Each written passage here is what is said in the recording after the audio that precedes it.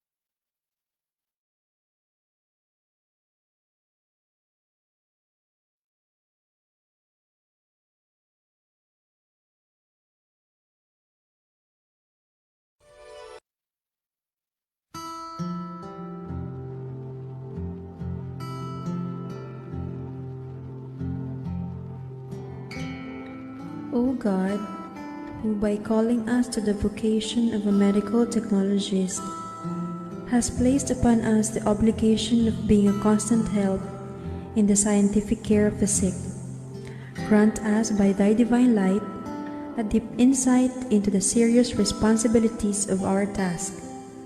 By Thy divine wisdom, awaken in us a growing zeal and determination to increase our knowledge of how to search for the underlying causes of sickness and disease, how to recognize the evidence of physical changes, how to make important chemical analyses, and other valuable tests so helpful in caring for the sick. By the divine love, permit us in this way to share with those who directly care for the sick, that thus we may be constantly working through the eternal Physician, Christ our Lord. Amen.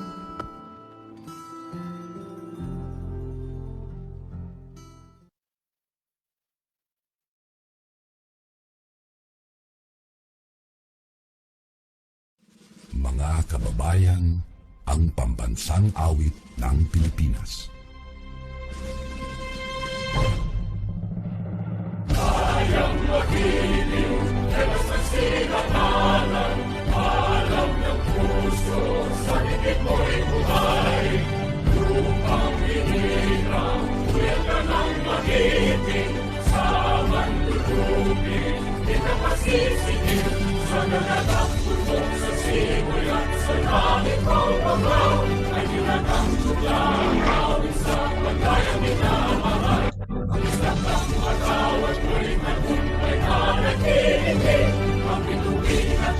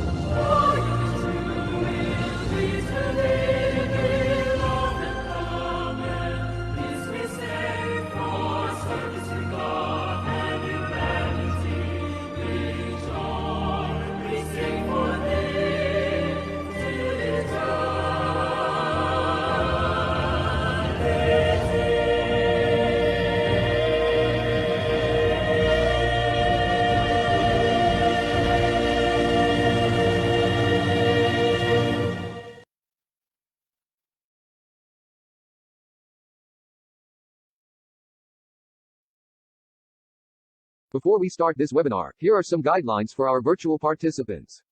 First, please observe proper webinar and video conferencing etiquette. Also, please change your settings to active speaker view. To do this, go to the view or select active speaker view. May we also request all participants to turn off their video feed. Do this by turning off the camera icon at the video tab of your Zoom console located at the lower left portion of your screen. You may post your questions through the link flashed in your screen. For those logged into the Zoom platform, you may post your questions through the chat box at the lower portion of your Zoom console. Details on how to get your e-certificates will be flashed at the end of the webinar. This will be open to those logged into the Zoom platform and to those viewing through our live streaming and Facebook as well. We expect your adherence to these guidelines. Thank you very much and enjoy learning online.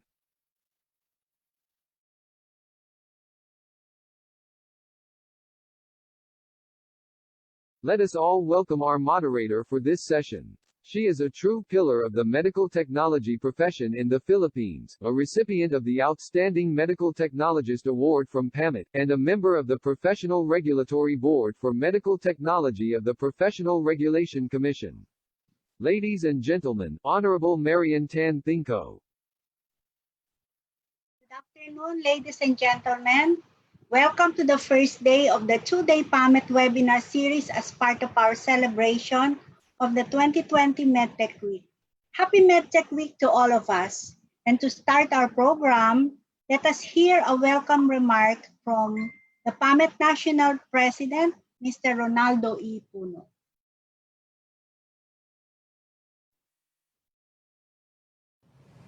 A very pleasant day to all our colleagues. On behalf of the Philippine Association of Medical Technologies, I would like to wish you a meaningful and safe celebration of Medical Technology Week, wherever you may be, here or abroad, in government or private practice, or in any other areas where medical technologies are working. For the last 48 years, we have been observing this kind of celebration every third week of September by virtue of Presidential Proclamation 1181 issued in September 1973. However, this year's celebration is unique and different because we are in the middle of pandemic and we cannot do the usual activities that we organize. The current situation, particularly for our frontline or medical technologies, is very challenging and difficult. But we are hopeful that this celebration of our profession will provide some inspiration and motivation to further improve our craft and continue delivering quality laboratory services to those who need it most. With the commitment, dedication, and resiliency of our professionals, we are confident that after this pandemic, which changed and still profoundly changing our lives, we will emerge victorious against the deadly COVID-19 virus. While this pandemic brought so much pain and burden to all of us, the only redeeming value is that it gave some light to the dark situation to medical technology profession. This brought the work of medical technologies to center stage and put us to the consciousness of everyone. Suddenly, medical technologies were given that much attention as we pursue our duties and responsibilities. The one silent profession is now at the front lines, and I would like to commend all the sacrifices that our medical technologies have been doing since the start of the pandemic. And no amount of words can express how thankful the world is. As your president, I fully understand the difficult situation as well as the dreams and aspirations of our medical technologies, most particularly on matters concerning compensation, improved working conditions, and proper recognition of our profession and our professionals. And let me assure you that we at PAMET are doing our very best to uplift the plight of our professionals in every way possible. And I would like to convey our deepest gratitude to every medical technologist who in one way or the other became instrumental in fighting COVID-19. Let this celebration be a homage to the boundless heroism of all medical technologies and eventually contributing to the country as it travels the difficult and uncertain road towards nation building. We are really hoping that through our concerted efforts, our unselfish dedication to serve, and our passion to care for others, our unified voices will be finally heard. With God's grace and perfect time, our prayers and wishes will come. It is a long journey. It may be a difficult journey, but difficult doesn't mean impossible. Mabuhay ang lahat ng medical technologies. Mabuhay ang PAMET. Again, happy Medical Technology Week to all. Thank you. Thank you very much, Mr. President. Sir Ronnie, your message is truly heartwarming and it gives inspiration to us Filipino medical technologists. We are truly proud that we are members of the Philippine Association of Medical Technologies. Now, before we go to our first lecture, may I remind again all the participants to mute your microphone to avoid unnecessary noise and close the video for clearer resolution. If at any time during the lecture you need to ask a question or you need to clarify something, please put your question at the chat box, and after the two presentations, there will be a question and answer portion. We shall now go to our first lecture. Our first lecturer is a graduate of BS MedTech from PWU. She has taken postgraduate studies in management from De La Salle University, certificate courses in health management from Asian Institute of Management, and has recently completed academic requirements for MS-MT from the Philippine Women's University. Her professional career started from her employment as staff medical technologist at the Medical City in 1979, from where she rose to the ranks, and she held various positions to Chief Medical Technologist, to Assistant Vice President, and was Vice President of the Medical City until her retirement in 2017. As a public servant, she was appointed in 2003 and has been serving as a member of the PRC Professional Regulatory Board of Medical Technology up to the present time. She has likewise served the Professional Association, PAMET, where she was elected to various positions. In 2002, she was elected PAMET National President, and she has served for 3 terms. Currently, she is serving as a member of the Advisory Council. Multi-awarded, and among them, Most Outstanding Professional in Medical Technology by PRC in 2003, Most Outstanding Medical Technologist, Charlemagne Tamondong Leadership Award by PAMET in 2002 and 2019 respectively. And her most recent as Outstanding Philomenian in Medical Technology in 2019. And so without further ado, I now present to you, ladies and gentlemen, Honorable Marilyn R. Atienza to lecture to us on career progression and specialization.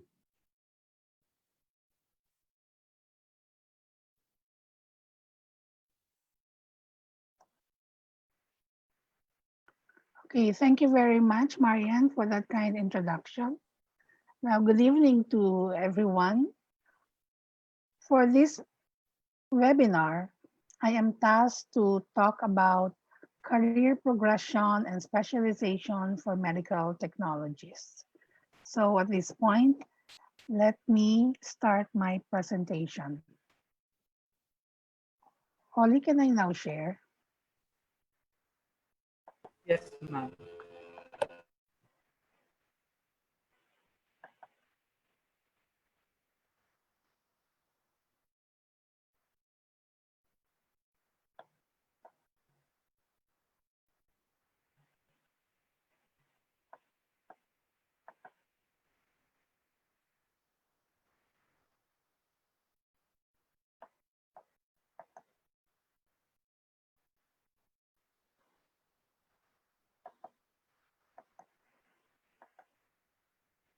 Is it being shown already? Yes, ma'am. You need to flash it.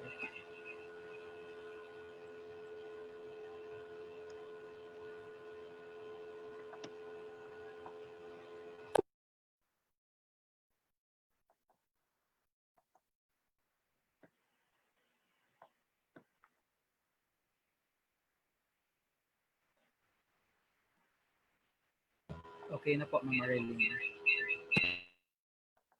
Okay. So there are actually three objectives for this presentation. First is to have a better understanding of the two complementary laws, Republic Act 10912 and Republic Act 10968. The second one is to orient the medical technologist on the forward steps taken in relation to career progression and specialization for medical technologists. And three, to orient the stakeholders on the steps to fully operationalize the career progression and specialization for medical technologists.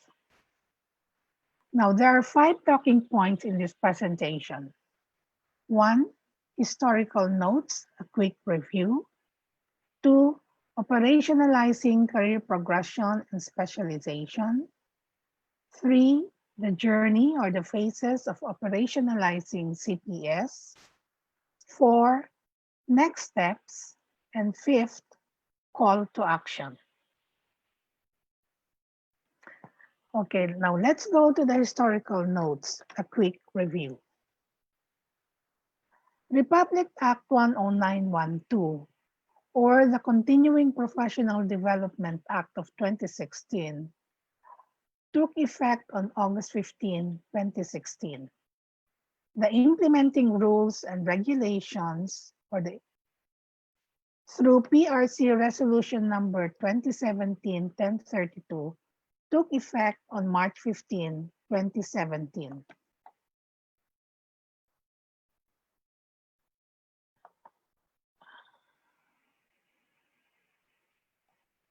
How did I take this out?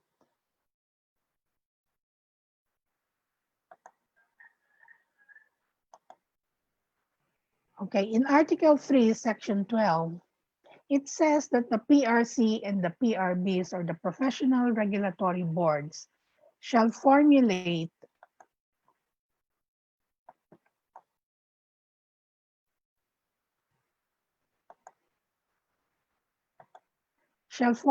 and implement a career progression and specialization program for every profession. And that only it keeps on coming back. Yung note about the waiting room, is it flashed on the screen? No, disregard it po. It's not flashing in the screen. It's not? Yes po. Just disregard it po. Okay, so it also says that the career progression and specialization program shall form part of the CPD.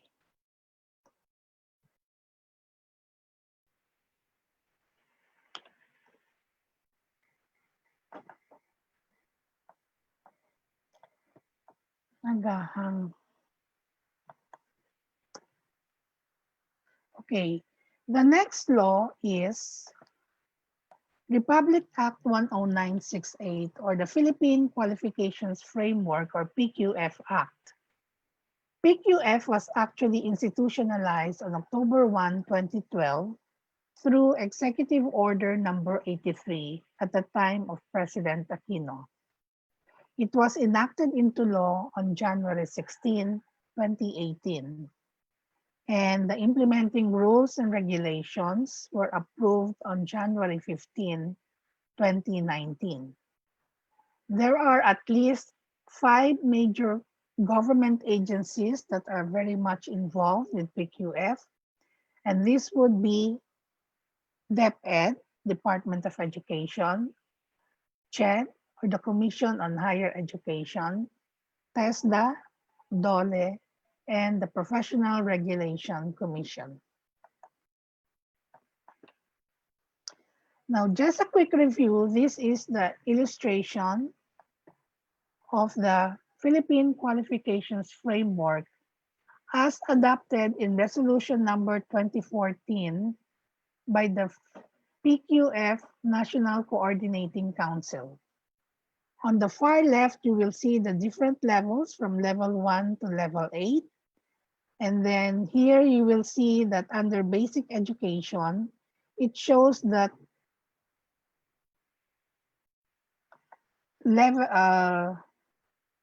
grade 12 is the foundation for all of this. And that under TESDA, you see that there is National Certification 1 under level 1, National Certification 2 under level 2, National Certification 3 under level 3, National Certification 4 under level 4, and Diploma under level 5. Now, under the higher education, you see that at level 6, you have a baccalaureate degree, at level 7, a post-baccalaureate, and at level 8, doctoral and postdoctoral degree.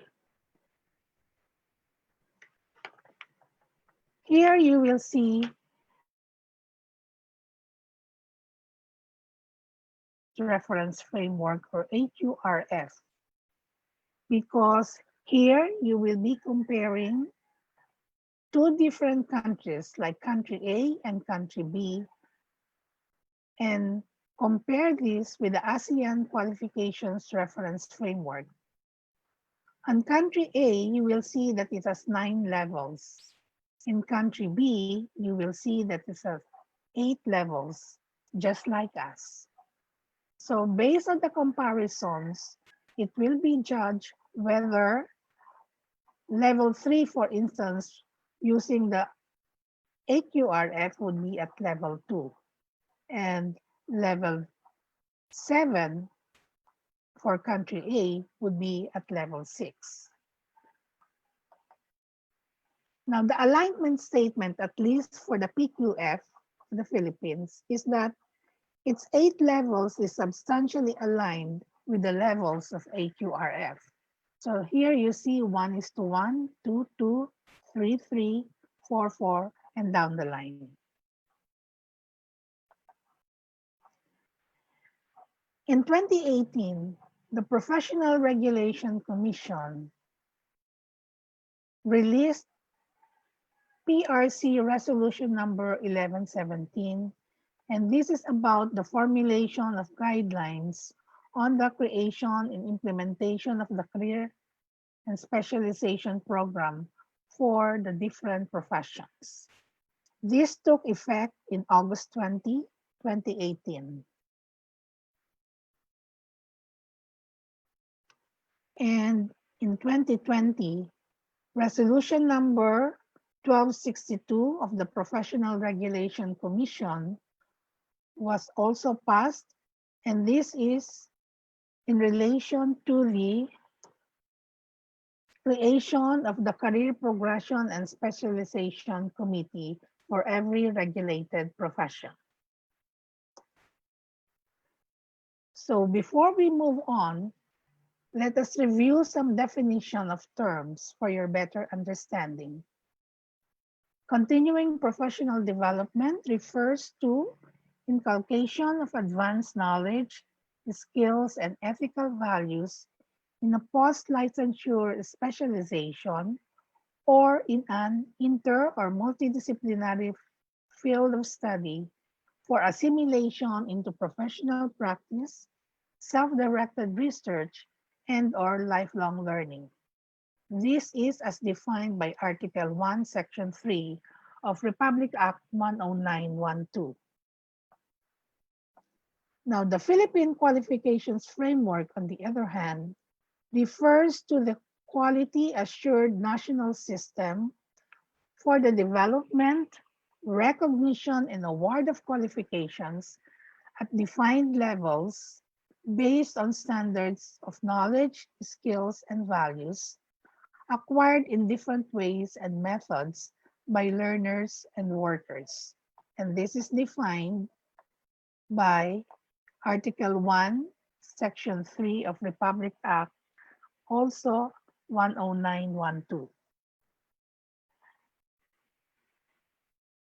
A definition in Section 4 of Republic Act 10968, or the PQF, defines PQF as describing the levels of educational qualifications and sets the standards of the development, recognition, and award of qualification outcomes. It is a quality assured national system for the development, recognition, and award of qualifications based on the standards of knowledge, skills, and values acquired in different ways and methods by learners and workers of the country.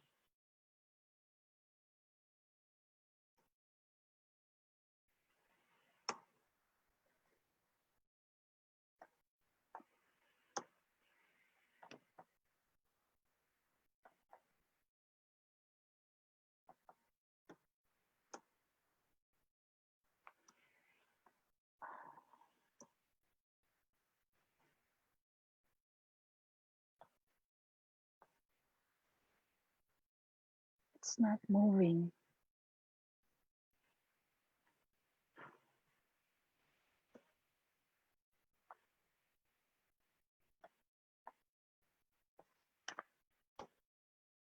Okay, the next definition is the ASEAN Qualifications Reference Framework, or the Aqrf. This refers to a device that enables comparisons of qualifications across ASEAN member states, and this is defined in Article 1, Section 3 of Republic Act 10912. In the previous illustration, you saw that country A and country B are actually compared to the Aqrf framework. So it's a device for comparisons. Career progression, on the other hand, is the process of developing or moving towards a more advanced state in a person's qualifications, job, title, position, or profession. It outlines the route one may follow in order to reach identified career development tools. This is defined by the implementing rule number 1 of Section 3 of Republic Act 10968. Specialization refers to the field of practice of a profession for a particular area of knowledge or the process of becoming an expert in a particular field of professional practice. This is how PRC defines specialization. Now, qualification refers to a status gained after a person has been assessed to have achieved learning outcomes or competencies in accordance with the standard specified for a qualification title and is proven by a document issued by a recognized agency or body. So please take note that the qualification confers a status, there is a document, there is a qualification title, and it is recognized by an agency. And when we say agency, this means a government agency. This is defined by Article 1, Section 3 of Republic Act 10912, and in 10968, it is defined as a formal certification that a person has successfully achieved specific learning outcomes relevant to the identified academic, industry, or community requirements.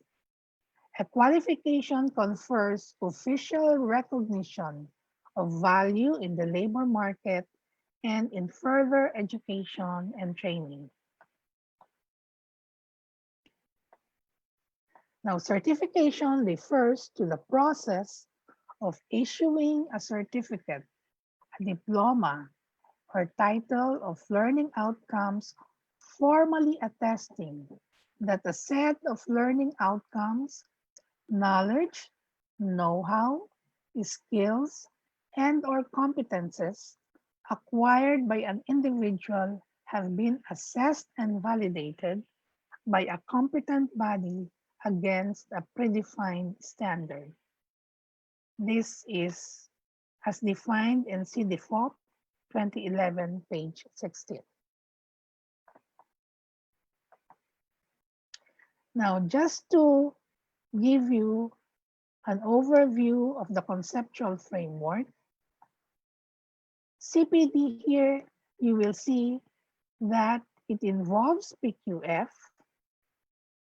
or the Philippine Qualifications Framework, where it talks about quality assurance, pathways and equivalencies, and lifelong learning.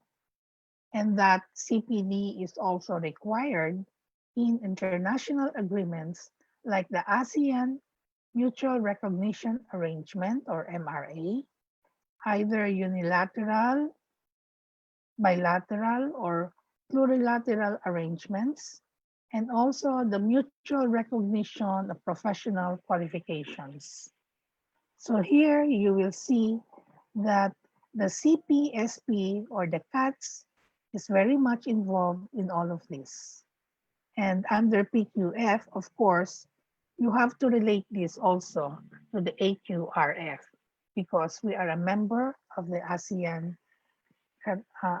states.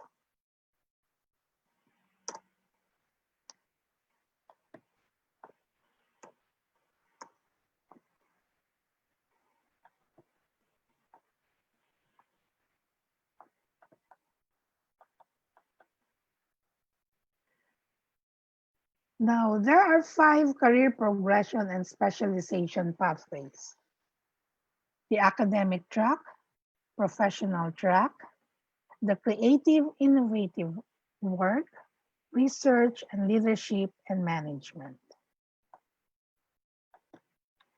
And since the academic track is fully established, we need to focus on the remaining 4. So this will be work in progress.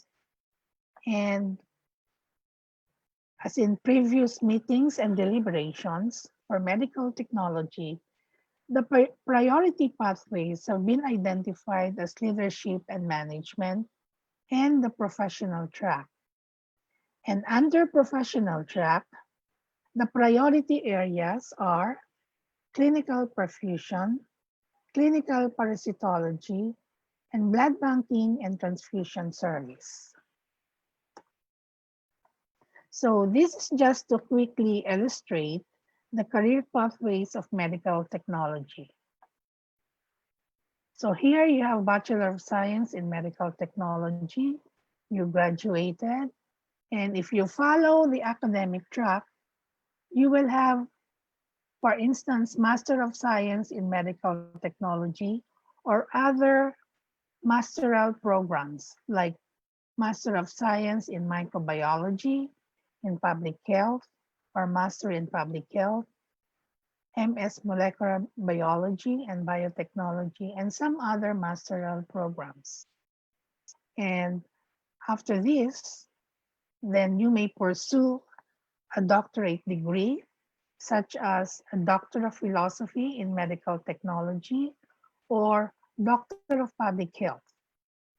Now, this Doctor of Philosophy in Medical Technology is a new program offering in one of the schools in Manila.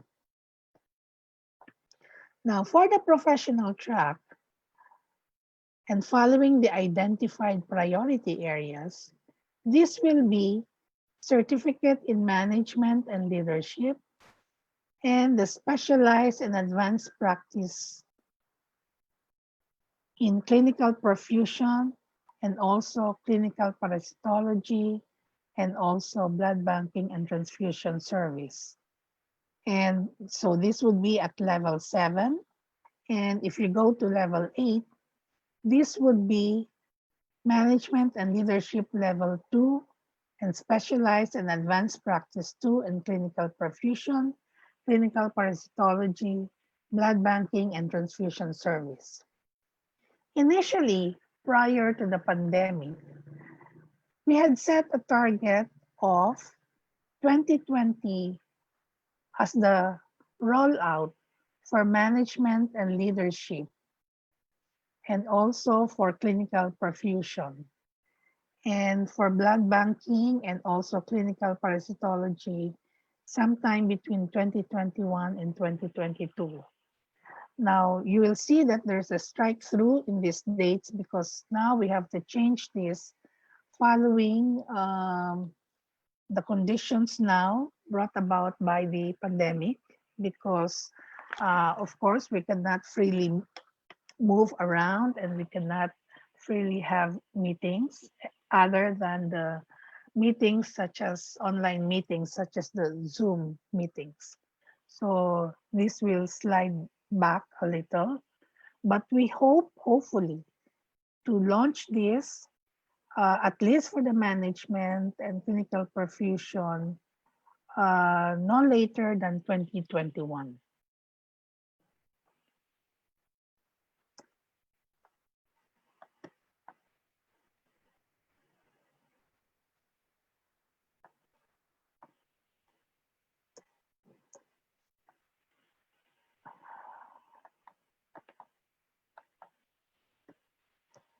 Now, let's go to the operational definitions. For level 6, 7, and 8, using the 3 domains, knowledge, skills, and values.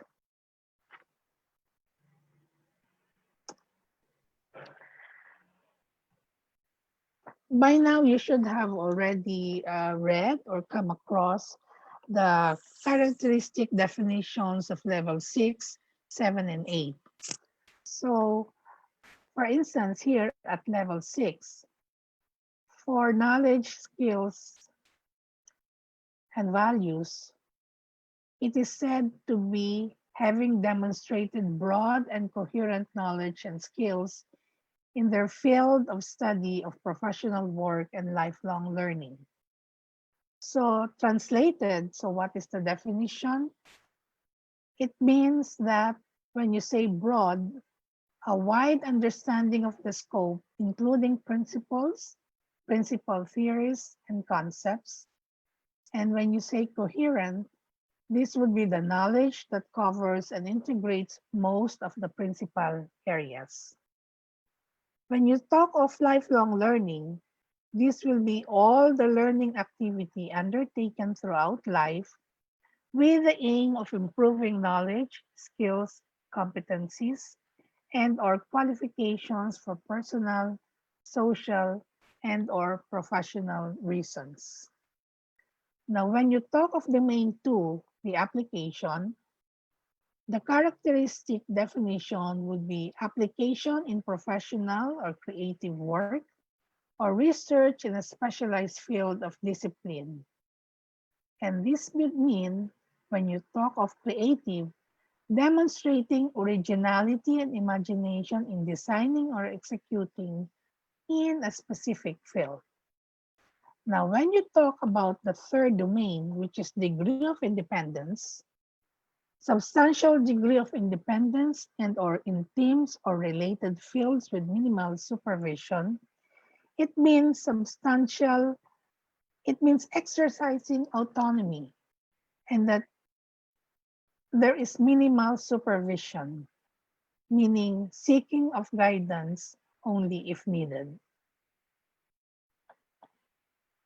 Now let's go to level 7.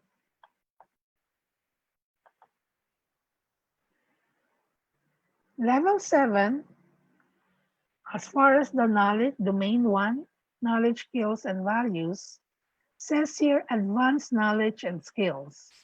So when we talk of advanced knowledge, it means complex, in the forefront of developments.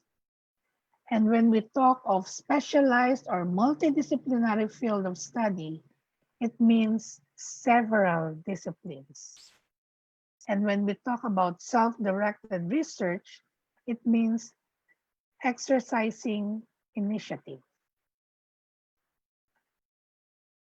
Now for domain two or the application, when we talk of self-direction and or leadership in a specialized or multidisciplinary professional work or research, it means taking responsibility for one's work. And when we talk of domain three or degree of independence, high substantial degree of independence, it means demonstrating authority and exercise high level of autonomy. Now, when you talk of level 8, it says here, highly advanced systematic knowledge and skills. What do we mean by that? It means a significant range of complex but coherent professional skills, techniques, and practices. And when you say complex multidisciplinary field of learning, it means advanced knowledge to resolve issues in several disciplines.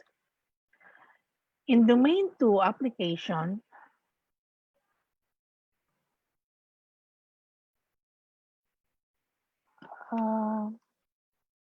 it says here, I got a note that the slides are not synchronized.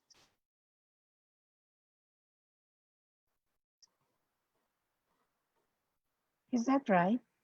Yes, ma'am. It's not moving, ma'am, if you're already talking after the career progression pathways.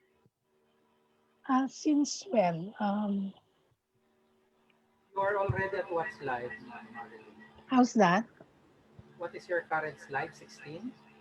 You're still at 16, ma'am. It's the same. 21. Supposed to be, I'm on slide 21. It's the same as with Facebook, ma'am. Stuck at Still, 16. slide Number 16. 16. Oli, would it be better if you flash the slides?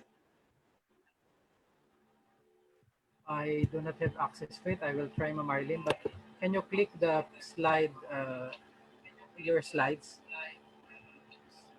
Click what? Click the screen of your slide.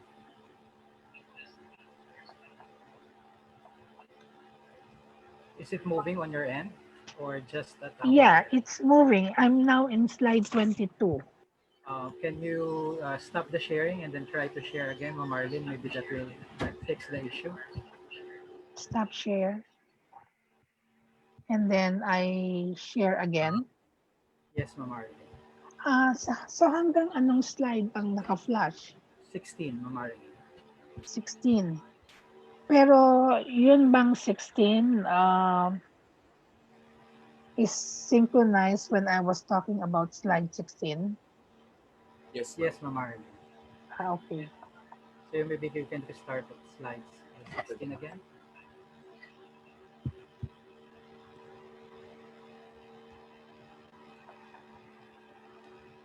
So I have to go back.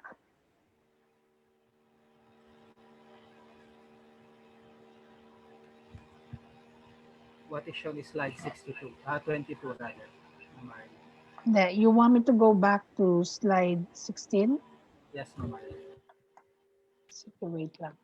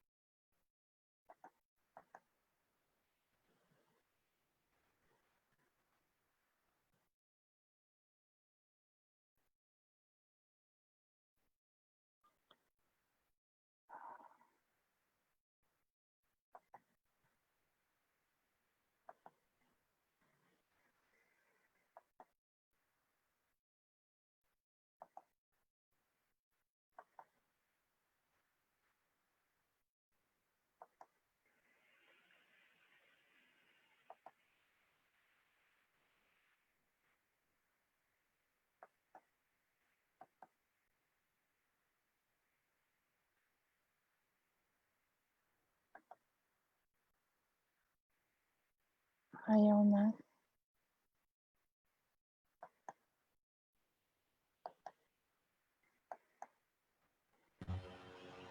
Okay, is this slide 16, no? Yes, ma'am. Yes, diyan nag-freeze.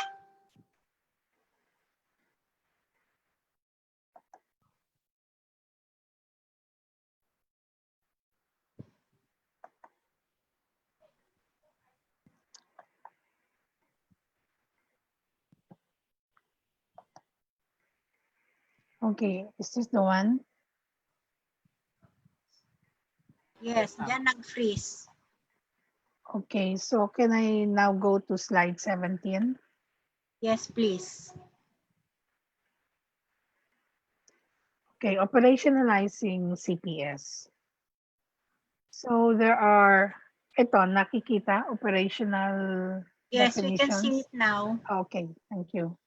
So the operational definitions would be for level 6, 7, and 8, using the 3 domains, knowledge, skills, and values, the application, and degree of independence. So let's go to level 6.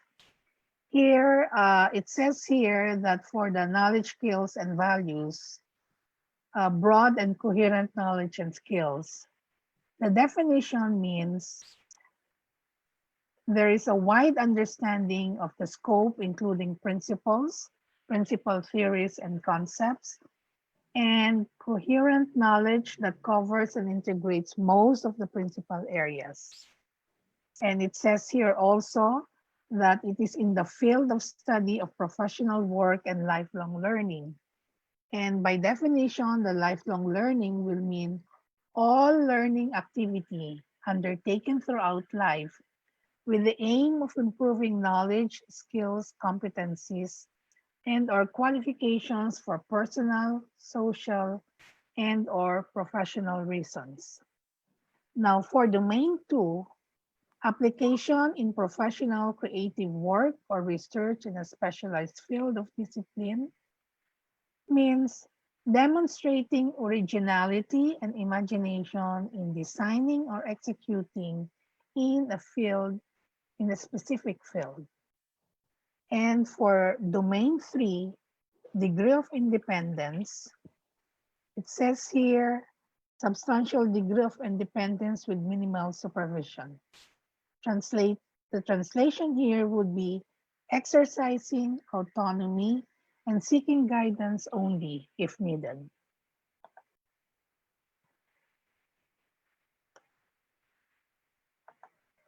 Now for level 7, under domain 1, knowledge, skills, and values, it says here for the characteristics, demonstrated advanced knowledge and skills in a specialized or multidisciplinary field of study for professional practice, self-directed research, and or lifelong learning. And the definition would be, on the right side, advanced would mean complex, forefront of developments, and multidisciplinary will mean several disciplines, and self-directed means exercising one's initiative. For domain 2, the application, it says here on the left side, applied in professional or creative work or research that requires self-direction and or leadership in a specialized or multidisciplinary professional work or research. Translation or the definition on the right side, taking responsibility for one's own work. Now, domain 3, degree of independence. On the left side, it says here, high substantial degree of independence that involves exercise of leadership and initiative, individual work, and or teams or multidisciplinary field. Translation on the right side, meaning demonstrating authority and exercising high level of autonomy. Now for level 8,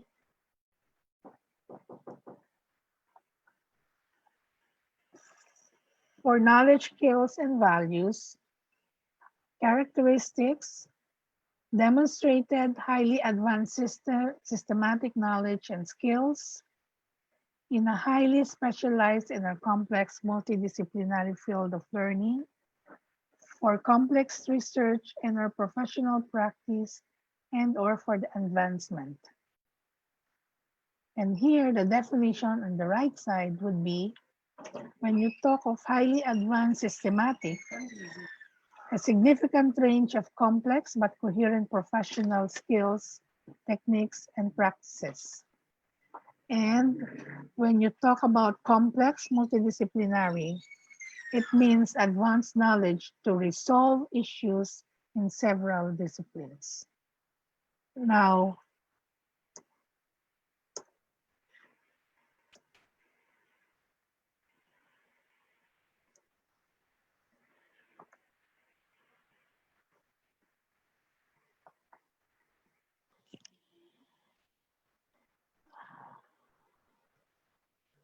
let me go back.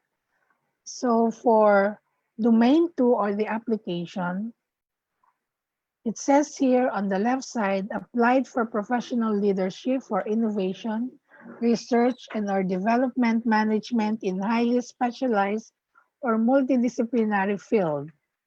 And what is the translation on the right side? Developing skills in dealing with complex issues. And for domain 3, degree of independence, it says here full independence in individual work. And the definition would be taking responsibility for own work or significant responsibility for the work of others. On the left side, complex setting means new and emerging issues not addressed by current professional and or ethical codes or practices. And strategic value added as shown on the left side. And the meaning on the right side would be planned action to enhance productivity. Now, there's also a fourth characteristic, significant level of expertise-based autonomy and accountability, meaning initiative to make an identifiable contribution to change and development and or thinking. And expertise-based accountability takes significant responsibility to change and development.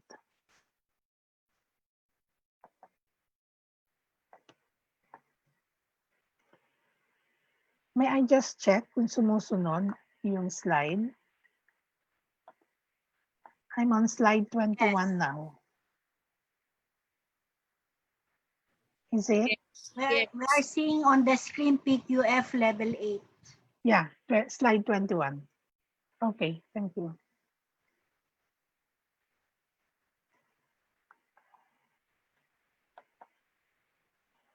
Mabagal yung...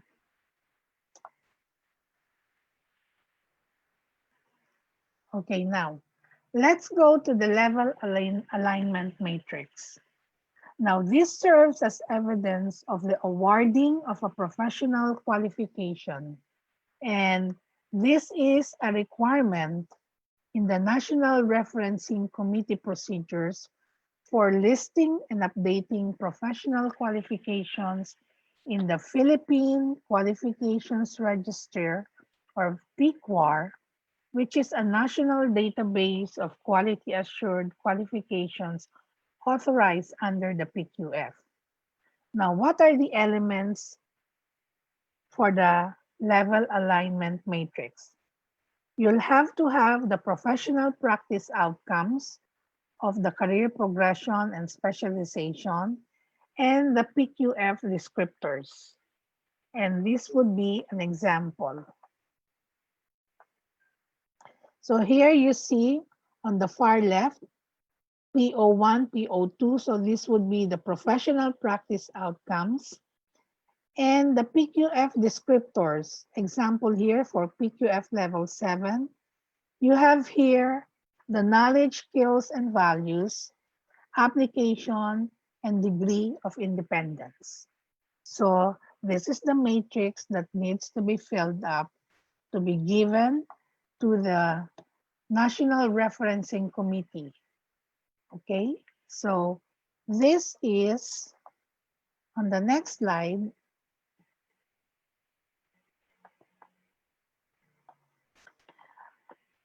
On the next slide, you will see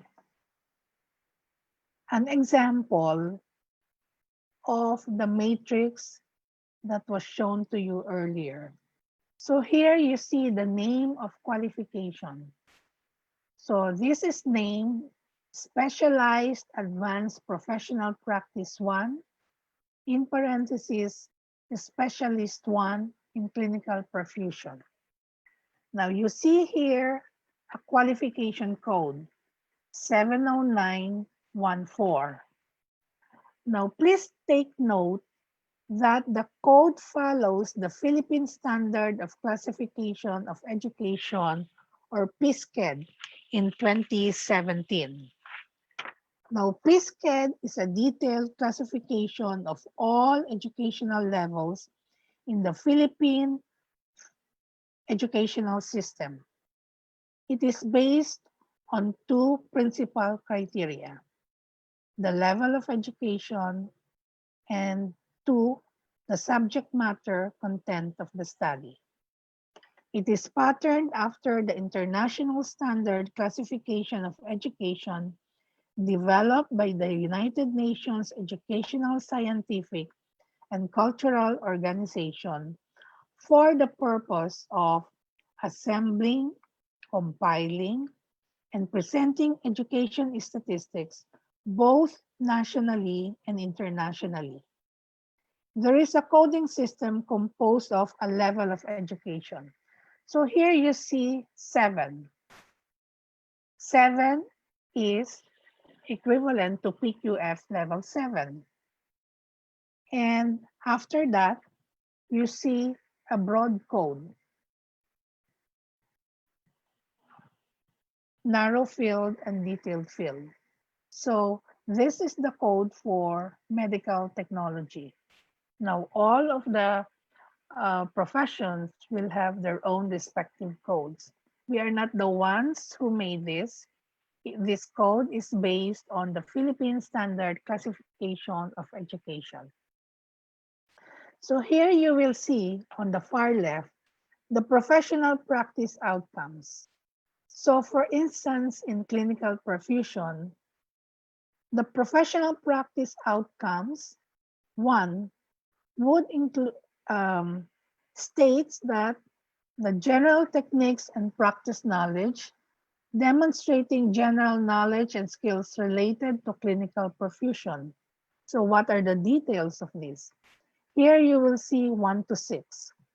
So here you will see applies the general laboratory, chemical, physical, and medical concepts and theories to deliver and conduct proper perfusion service and manage its vital role as part of surgery. 2, applies fundamental mathematical and statistical concepts in work area. 3, applies the technical skills and clinical perfusion during surgery. 4, applies basic knowledge and skills in medical laboratory testing as needed during perfusion. 5, records and documents actions taken during the surgery and results obtained, and applies scientific ethics and rules of conduct for proper clinical perfusion service in surgery.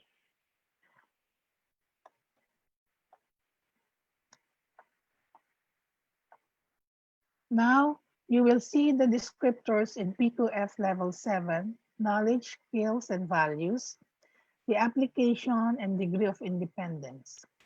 Now, this is the definitions that we talked about earlier in the previous slides. So here, knowledge, skills, and values says demonstrated advanced knowledge and skills in a specialized or multidisciplinary field of professional practice, self-directed research, and or lifelong learning. And under application, the descriptor is applied in professional or creative work or research that requires self-direction and or leadership in the specialized professional work or research. And degree of independence, the descriptor is high substantial degree of independence that involves exercise of leadership and initiative, individual work, or in teams of multidisciplinary action. So here you will see that you now match the program, the practice outcomes, the learning outcomes with each of these domains. So for instance, it has been decided in collaboration with the Philippine Society of Extracorporeal Technology that 1, 2, 3, 4, 5, 6 will have to appear under knowledge, skills, and values. And for application, since it's being practiced, 1 to 6 will be included, except for item 1 to 5. And for degree of independence, it's also 1 to 6, except 1 to 5. So this is the example of the alignment matrix, level alignment matrix. And this will have to be done for each of the specialization that we will go into. This is how detailed it is.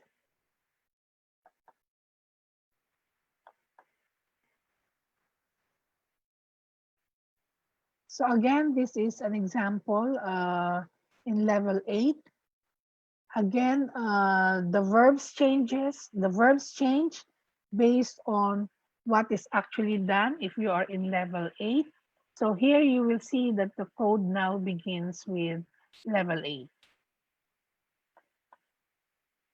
Now let's go to the journey or the phases of operationalizing CPS.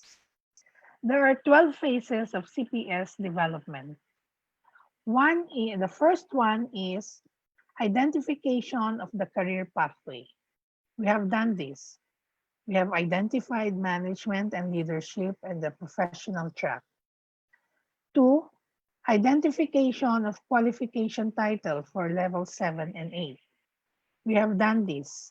Certificate in management and leadership 1 and 2, and specialist in clinical proficient 1 and 2.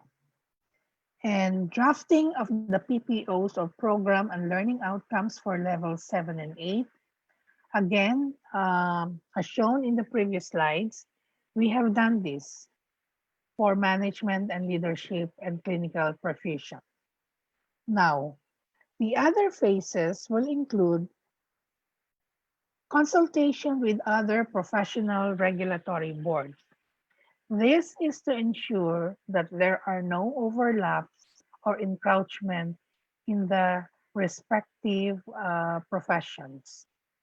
Now, after that, consultation with the Oversight Commissioner for Career Progression and Specialization and the CPS CATS PMC or Program Management Committee.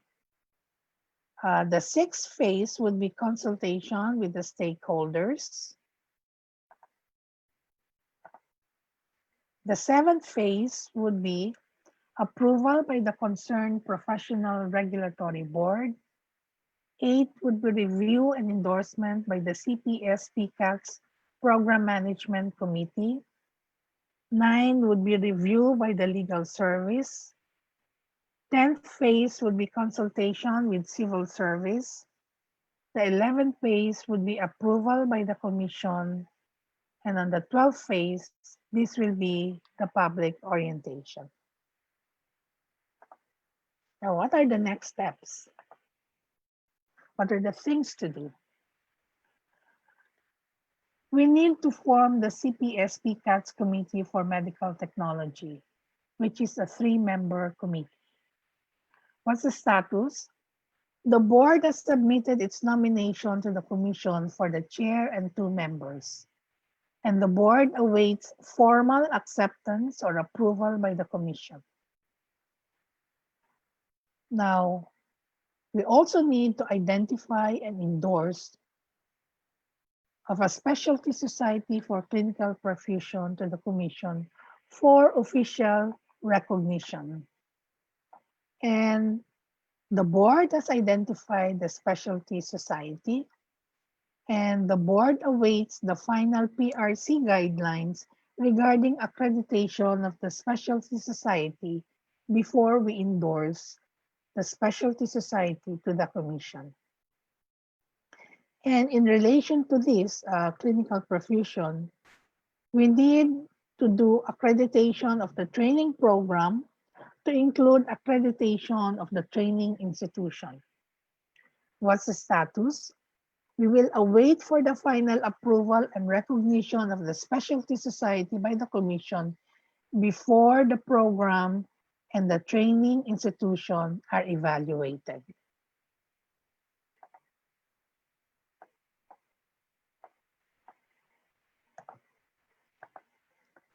Now, creation of a specialty group for management and leadership. And this can be initiated by the board, the Professional Regulatory Board of Medical Technology. Now, we also need to accredit the training program for management and leadership. We will await for the final approval and recognition of the specialty group by the commission before the program is evaluated. Other things to do: creation of the specialty society or group for parasitology and blood bank and transfusion services, and accreditation of its training programs and training institutions. And when we have set up all of these, at least for the first three, then we will try to identify other fields of specialization for medical technologists.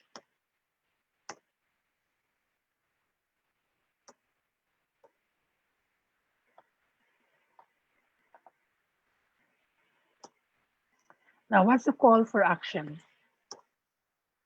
Learning never ends. And we must continue to move towards a more advanced state in one's qualifications, job, title, position, or profession in order to reach identified goals, identified development goals. So with that, I leave that as your food for thought, and I would like to thank everyone for their kind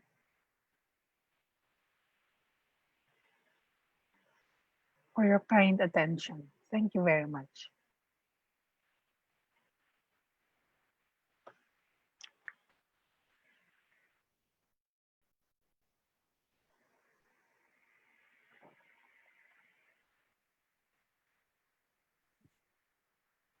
Thank you very much, Honorable Atienza, for that very informative and very interesting lecture.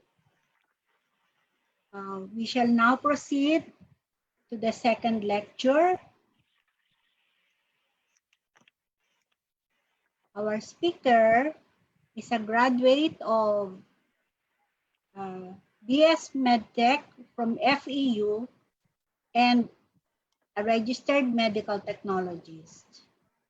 In 2011, he graduated with a master's degree in business administration from Ateneo de Manila University, for which he was awarded a silver medal for academic distinction.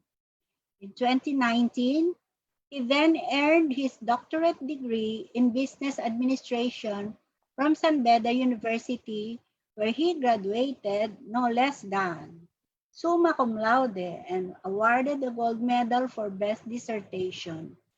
Our speaker is multi-awarded.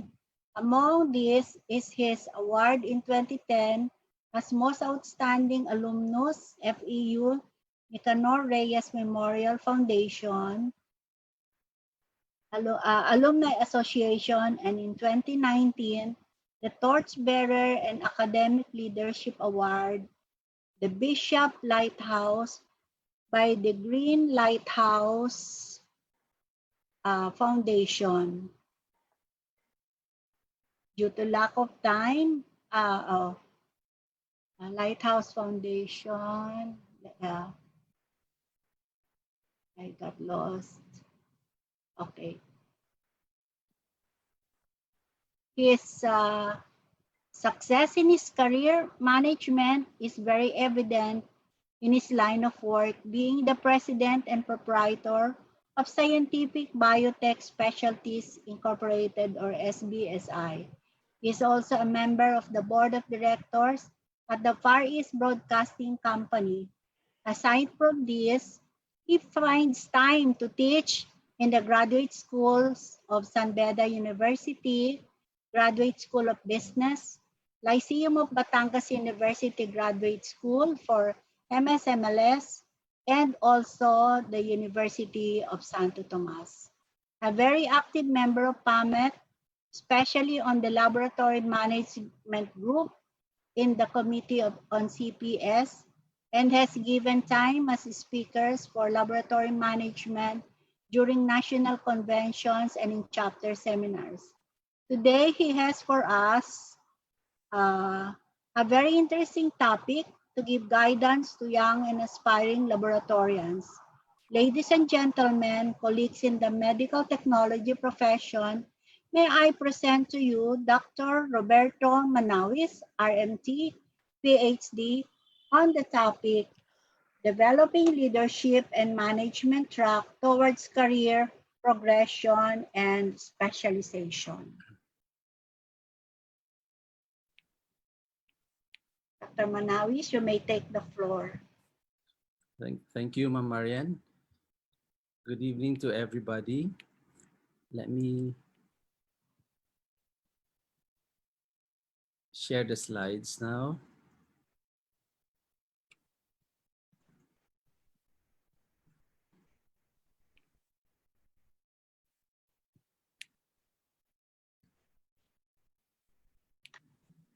Okay, I hope you could see the screen now.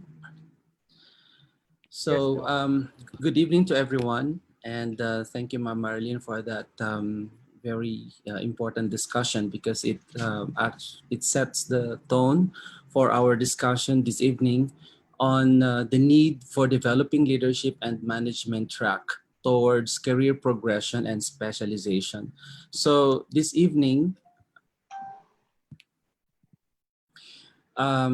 we are going to talk about the challenges that we are facing in the clinical laboratory management, and in particular, would like to look at the different effects of change in the clinical laboratory, because whether we like it or not, all of the changes that are happening specifically right now have direct impact not only in our operation, but even the future of clinical laboratory practice. We will also talk about a bird's eye view of the laboratory management program offering of PAMET for its members. And now this is in relation to what has just been presented. And hopefully it will help increase awareness of competencies required in performing clinical laboratory management. So let me go straight to our topic now. Wernet actually defined change as something that occurs in reaction to the constraints imposed on the organization. And there are different kinds of constraints, whether negatively or positively, they impose an effect on the organization. And therefore, we need to adapt. The organization has to adapt to its environment within its particular service niche. And the clinical laboratory is a service type of an industry. And if it will not adapt to the situation, it will face a lot of challenges. The other thing that I'd like to emphasize here tonight is that although we're going to talk about understanding the effects of change in the clinical laboratory setting, the clinical laboratory managers in particular still have to make a strategic choice. And this is a proactive response, anticipatory in its manner to secure essential resources and ensure survival. I think we're really in the middle of agreeing with this kind of a definition, because with the pandemic that actually happened, we are all facing now many things that were unplanned. The volume of samples being performed in the clinical laboratory is being affected because of fear of patients going into the hospitals. And therefore, the clinical laboratory managers will have to step up in terms of making strategic choices for the clinical laboratory. We will discuss this more in a more detailed way as we go along. Let me begin our discussion with a theory of political economy, which is a very important theory, and it has its implication in our laboratory management, because this theory acknowledges that the effects of organizational culture on leaders' decision-making, meaning that choices may be dictated by ingrained patterns of behaviors as well as by more objective considerations, will impact the performance of the clinical laboratory. What this means is, in terms of its implication, is that as levels of supply and demand in the marketplace for an organization's products, and these are the programs and services which may include both tangible and intangible goods, will have a direct impact on the performance. Because if we will not be responding very well to these changes, there will be an effect in the performance of the clinical laboratory. In short, what this theory actually postulates is that economic and political forces, structures, pressures, and constraints are among the most significant motivators of change and are the key factors shaping directions of change. So the decision, for example, by the government, which is a political force, to dictate a lockdown had a direct impact on our economy. In fact, we are facing both crises. It's a health crisis and an economic crisis at the same time. And all of these constraints provide significant motivations for the clinical laboratory to change its approach, and including the services that it's offering must also be changed now. So one very clear example here is the work from home. This has never really been a common approach in the performance of the work, and even at home, people are changing their approaches because there is no other option but to do it. Even the children now are doing their school works at home. And all of these changes actually create an impact into the way that we're doing things. So when we speak about clinical laboratory management, it does not only require the acquisition of very important competencies, but we also need now to learn to adapt to the different kind of workplace environment that we have. Another very interesting concept that we need to consider when we speak about clinical laboratory management is the motivation of the employees. And in this study, self-interest remains to be an important component. And when Gummer actually made this kind of a declaration, it needs to be considered in making plans, because people ask, what's in it for me, right? So for example, if you want to answer that question, why do you want to move up to level 7 or to level 8 in terms of your career progression?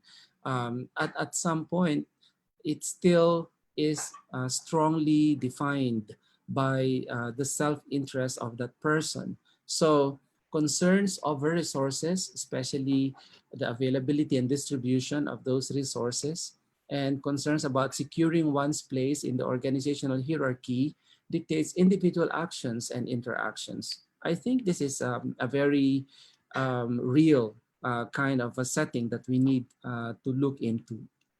So since we are looking now for a program that we can offer our medical laboratory practitioners, it's important that we define a managerial roles as well as leadership roles. So at the managerial level, the focus mostly is on tasks, okay? Getting things done. This is primarily what we are currently doing right now. And managers also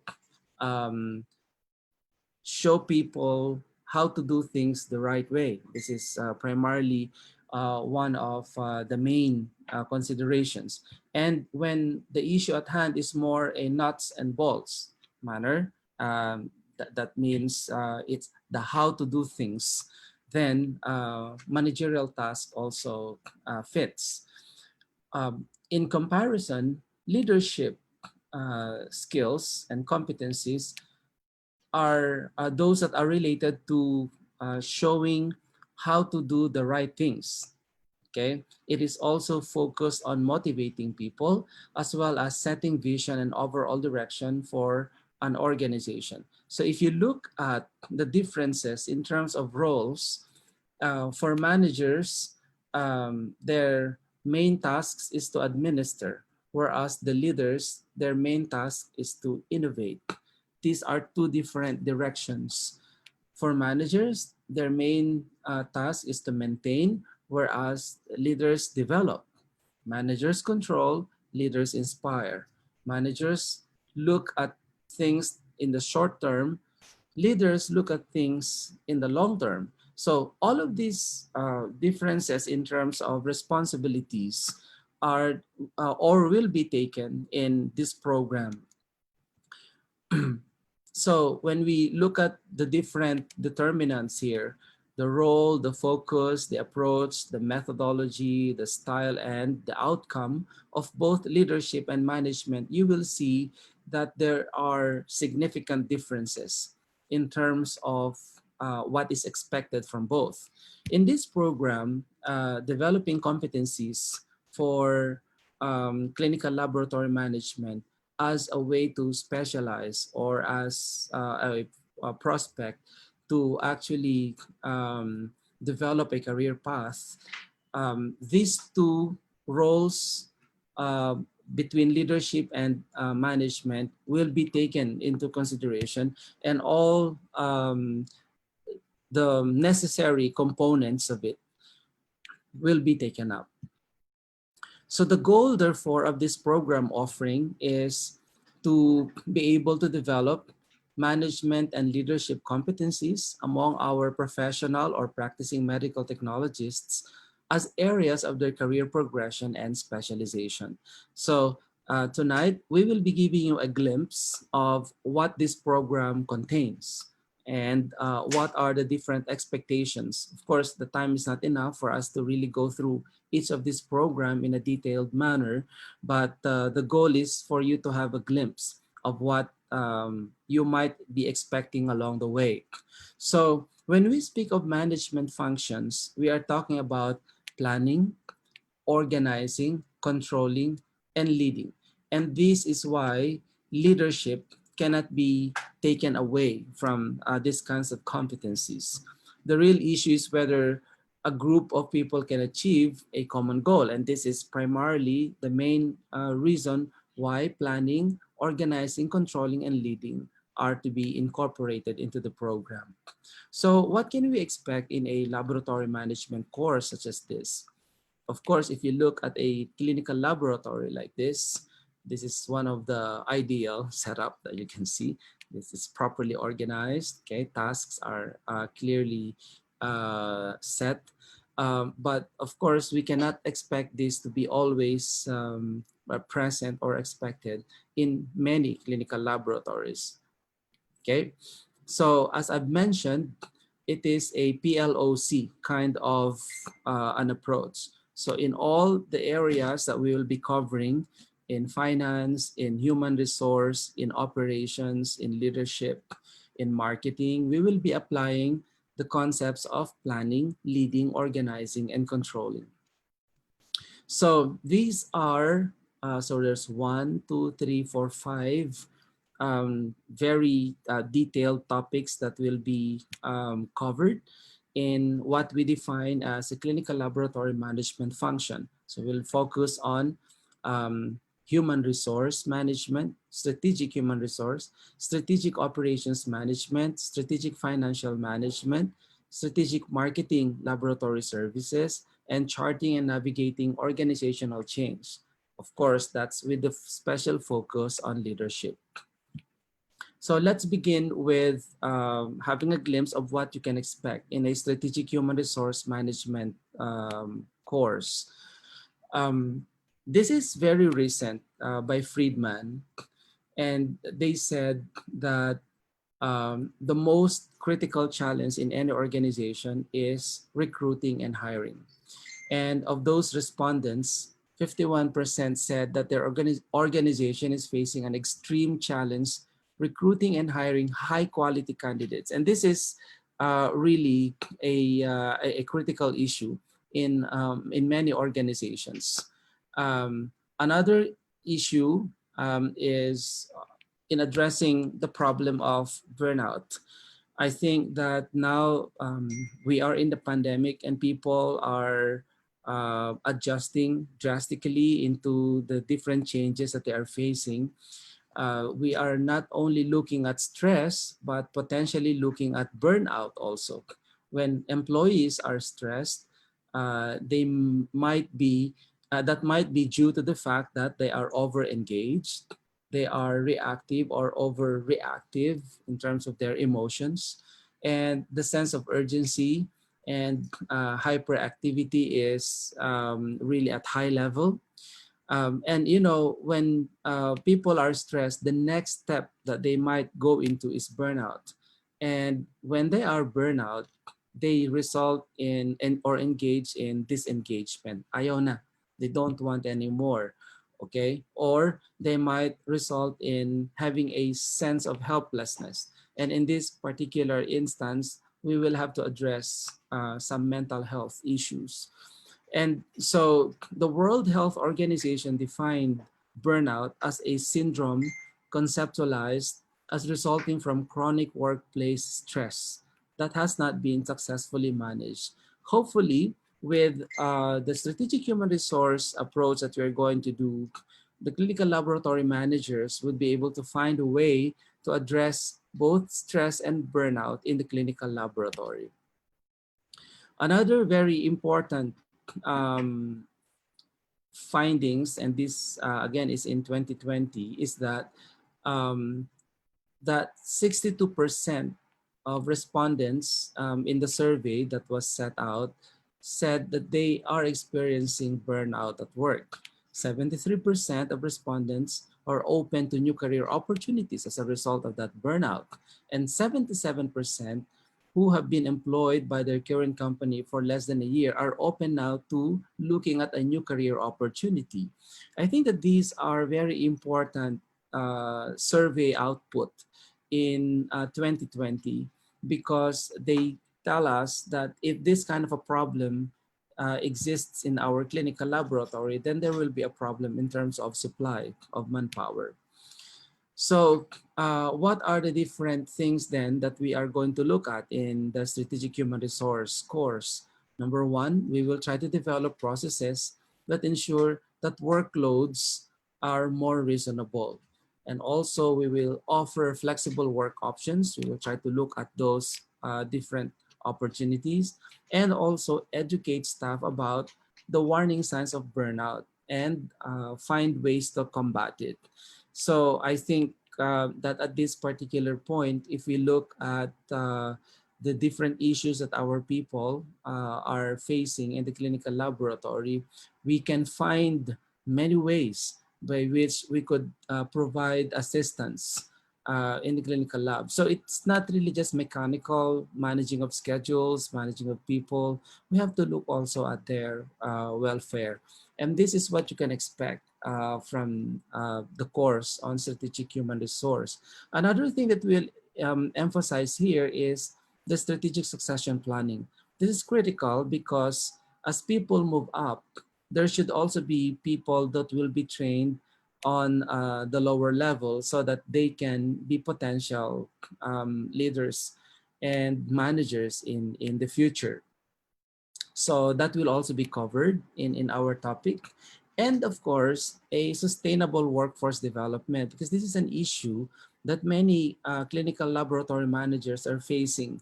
The supply of the manpower, the manpower with high quality. So we will also talk about the establishment of strong policies for to help people, to protect them from negative behaviors. Because when you look at workforce development, we have to instill a different kind of a behavioral training. We will also cover in this context the creation of culture of inclusivity. And I think that this is another very nice concept that we are going to include and talk about. Okay, so specifically, this module on strategic human resource will intend for the students to develop an advanced level. Okay, and I think that that is to qualify for what Ma'am Marilyn mentioned a while ago in the qualification of level 7. The approach will be advanced knowledge and mastery in terms of manpower planning through workforce forecast and job analysis. So here we will be making use of some framework on how you can do this, to do job design and employee sourcing through recruitment and selection. As we know, many hospitals have their own human resource, but our particular kind of work planning, of manpower planning, requires that we get the right people too. So we are proposing here that the clinical laboratory manager should be in regular contact and communication with the human resource head of their respective hospital, so that we get to be the spokesperson for our people in the clinical lab. And hopefully, if we do that, people will not leave really just that easily. So what we speak about manpower planning in here is to answer these questions, okay? Because they will help us plan ahead, and they will guide the clinical laboratory managers into asking the right questions, so that the planning of people coming in will not be rushed. Okay, they are properly planned if you answer all of these questions appropriately. Apart from that, there will be frameworks, as we've mentioned, that will be taught to all the students to help improve their knowledge and abilities for critical analysis, and to help them develop vital skills in formulating, implementing empirically generated human resource strategies. Okay, so when we speak of job analysis, for example, this is what we ask. If the opening, for example, is an entry-level medical technology medical technology position, then we have to ask all of this question, so that the kind of skills necessary will be provided based on this. So this is called job analysis. And from the job analysis, you will be able now to specifically mention the job descriptions and job specifications, which are the ones that are actually put up in JobStreet or any other media, by which we announce that we are in need of such a particular position. So both we are proposing that the job descriptions, the job specifications, and the job analysis should be done by the clinical laboratory manager and submitted to the human resource. Because if not, and we just allow them to make the announcement and the specifications of the job, we might be getting the wrong candidates in that end. So this will be covered in that description. So again, from the job analysis, which will be done by the clinical laboratory manager, you will be able to set the right contents and components of the job description, because actually this is going to be the basis also for doing the performance evaluation. Okay, so if you would want to add additional competencies and tasks needed by the people under you, they must be included in the job description. Okay, so why is it important to do a human resource planning? Okay, because again, number one, if you will have shortage of manpower in the lab, you will have these problems: burnout, people working for longer hours, there will be increased pressure of output, and then for the organization, there will be inadequate supply of talent.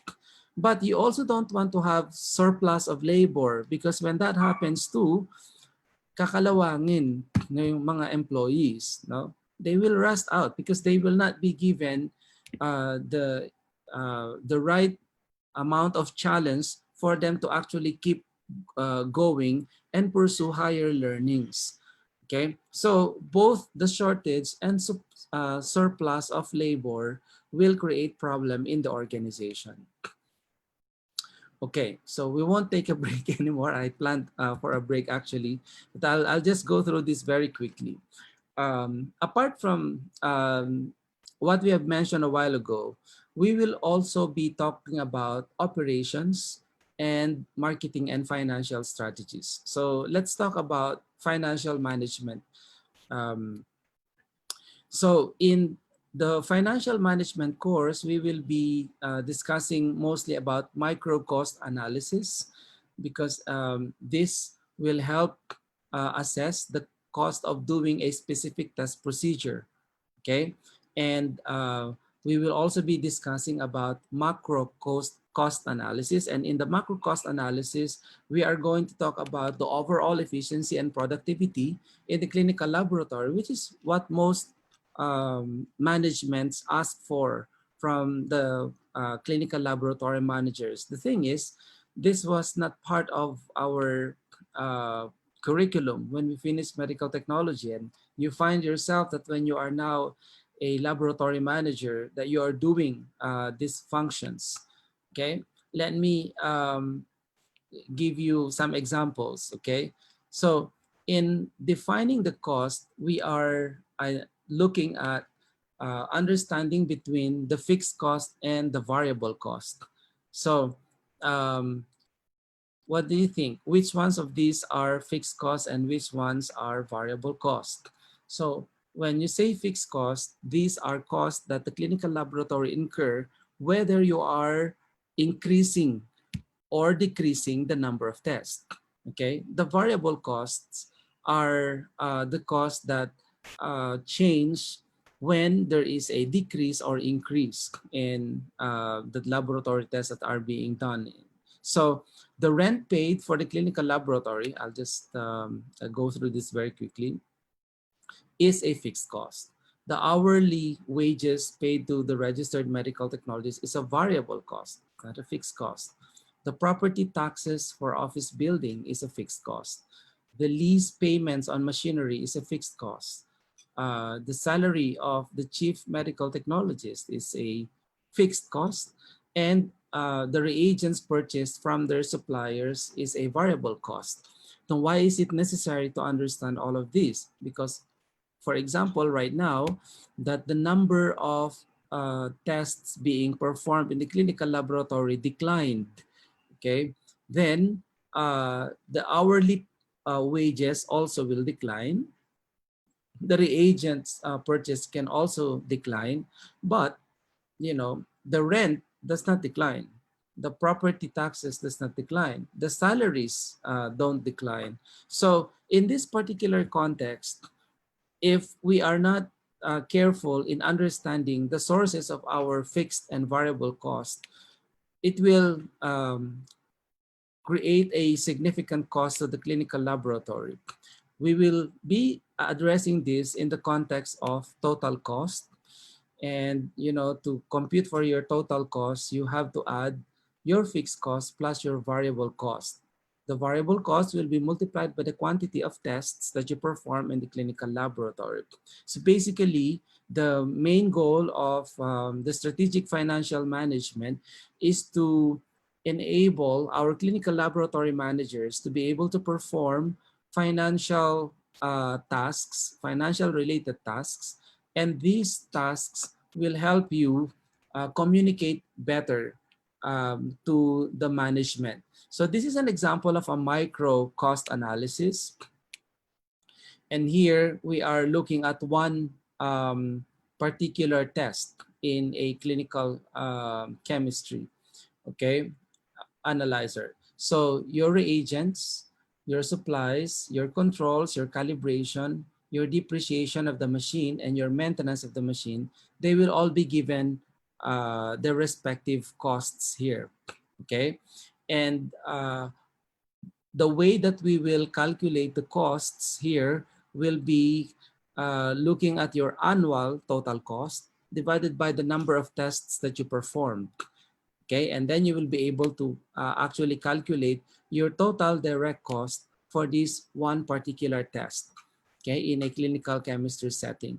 So basically, our way of approaching this is to enable, again, our clinical laboratory managers to be able to use the language that are usually used in a financial communication.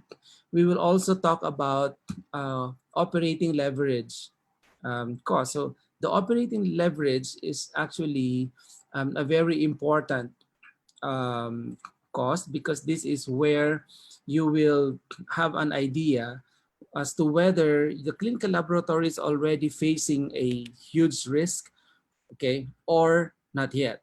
So anyway, we will be discussing this when we will be doing the financial management. We're just giving you some kind of a glimpse of what you can expect from this course. Okay, so we will also be discussing how you would compute for cost per reportable test or cost per test, okay, the difference between the two. And we will be using some kind of a calculation here, okay?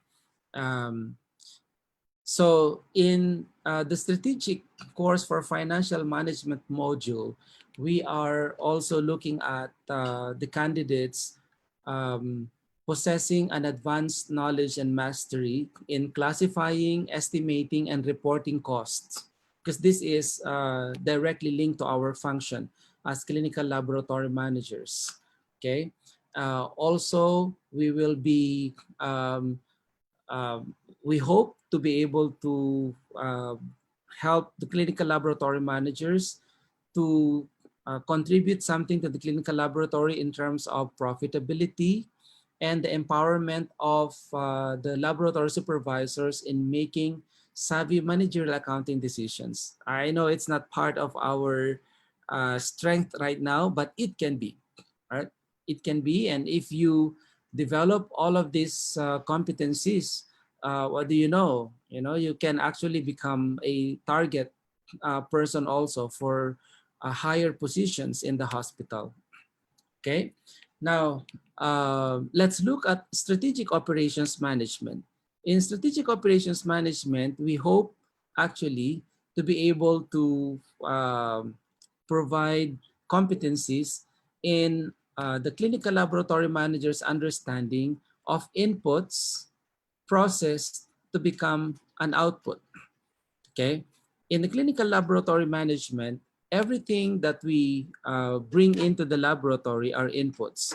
Okay, all of the machines that you have, all of the reagents that you have, all of the people that you have in the clinical laboratory, they are all inputs. And how you process them, how you organize the clinical laboratory, the layout, okay, the arrangement of the instruments, how they are actually put together, they are your way of processing them. This is your operationalization component.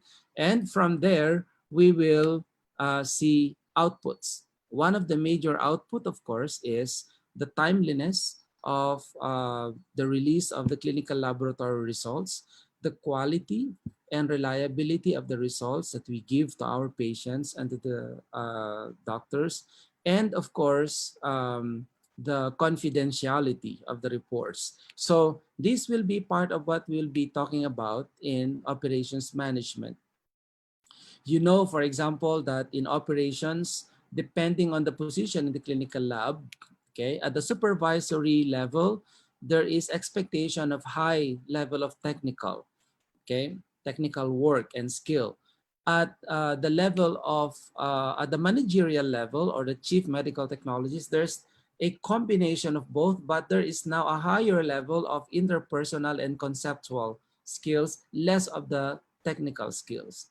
But at the laboratory director level, there is now a higher level of conceptual and interpersonal, and really just a minimum level of technical knowledge and know-how. And this is because the direction on and focus of this function is now moving towards management and leadership. Okay, so at this module, we are looking at advanced knowledge and mastery in terms of clinical laboratory management. Okay, and we are looking at participants having an advanced skill of managing quality, adopting optimal process strategies, layout strategies, inventory management, and all the concepts that are related to operations. So what about marketing? What can we learn from this module? Okay, from the module of marketing, we will be focusing more on advanced marketing concepts in relation to understanding service, products, consumers, and markets, so that we will be able to listen and to be sensitive to the needs of our customers, which are, of course, the patients, the medical doctors, and the relatives of the patients. They are our target customers. We will be making use of marketing frameworks, and from these frameworks, we will be developing strategies. Okay, because that's what marketing is all about. So in marketing, Michael Porter said, competitive strategy is about being different. It means deliberately choosing a different set of activities to deliver a unique mix of value. And this is what we are going to focus on. How do we develop a unique mix of value in the clinical laboratory so that patients would appreciate what we're doing? Okay, so according to the American Marketing Association, marketing is the activity, set of institutions, a process of creating, communicating, delivering, and exchanging offerings that have value for customers. And this is what we would want our clinical laboratory managers to possess. Okay, understanding that services, which is the main category of our clinical laboratories, services are intangible. Services are heterogeneous.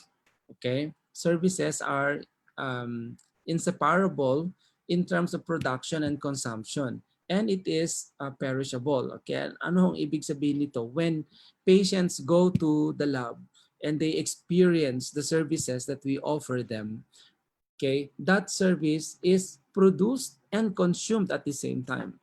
I mean, you cannot go back to it anymore. So if you if phlebotomy is not being done in the right way and there is hematoma, you cannot erase hematoma right away, right? You can only say, I'm sorry. And that's one thing in terms of services. That's why skills and competencies are critical for us, okay? Another thing is that as services are important, uh, we cannot inventory services. We cannot also dominate value creation. And because many of the things are intangible and services are often difficult to understand, okay, because it's in the mind. So even if you say you are the best clinical laboratory in town, if one person who goes to your lab experience something that is not in synchrony with what you are saying, their experience will remain to be the final decision. Okay, so as it is services, it is very important that we are careful with the way that we are delivering our service to our patients. One of the frameworks that we will be introducing is the flower of service framework. And what is this? The core, okay, the core here is our main product. What is our main product? That's the clinical laboratory result. But for the patients to appreciate that, they will go through what we call the facilitating elements, and these are the ones in blue, and enhancing elements, and these are the ones in red. Okay, so the order taking, meaning ito yung magsasabi siya kung anong mga tests ang gagawin. The information, the way our people actually provide information to people who ask question, the way that they will pay and the way that they will receive the billing. If these are not experienced in a very nice way, the core product will be affected. Okay, so similarly for enhancing elements. Okay, so in that way, with with the use of this framework, we will be able to provide our target customers the necessary excellent quality service. Okay, so I will not focus on this anymore because I think that there are other things that we have to discuss. So in marketing, therefore, what we're saying is what is being promised should be what's experienced by the patients when they go to our lab. And that is not a simple thing to deliver. Okay, it requires some kind of an analysis, such as with the use of the flower of service. You can actually Google that, so you could get to know more about this already in advance. Okay, and finally, the last topic in our clinical laboratory management offering is charting and navigating organizational change. Now it has something to do with leadership. So the specific objective of this course is to be able to, for the students to be able to demonstrate advanced knowledge and mastery in the discipline of charting the course for and launching organizational change in the clinical laboratory. You're actually doing this almost every day. Okay, you are making decisions as to what are the different changes, what are the different developmental issues that you need to deal with for the manpower and for the clinical laboratory as a whole. When you meet actually with the management, you are also in the stage of charting a possible change. Okay, when you implement something that is new in the clinical laboratory, because it's the management who asks you to implement that, that's also launching organizational change. So it's not a simple thing to do. So what can you expect from this module? Okay, you can expect the students will become knowledgeable, okay, and familiar with external drivers affecting organization, and also launch an innovative and integrative approach in diagnosing an organization's current strengths and weaknesses. So basically here, in this module, you will look into your clinical laboratory in a more deep way, so that you will understand what's driving the strengths and what's driving the weaknesses of the organization, what is lacking in terms of competencies to the people, and if there is going to be an important change that needs to be implemented, what are the necessary ones that should be taught to them in terms of training and equipping. Okay, so leadership, according to John Maxwell, is influence, nothing more, nothing less. So in charting organizational change, leadership is necessary. Okay, as a clinical laboratory manager, it's very important that you set vision for the lab, and it's very important that you ensure that there is the culture of followership in the lab. People know how to follow, and people know how to respect leadership. And if you are able to do that, then you have cast influence among your people. And this is very important because one of the frameworks that we will be introducing is this, and this can become part of your analysis in the lab. What is the level of your people's followership, and what is your level of influence in the clinical laboratory?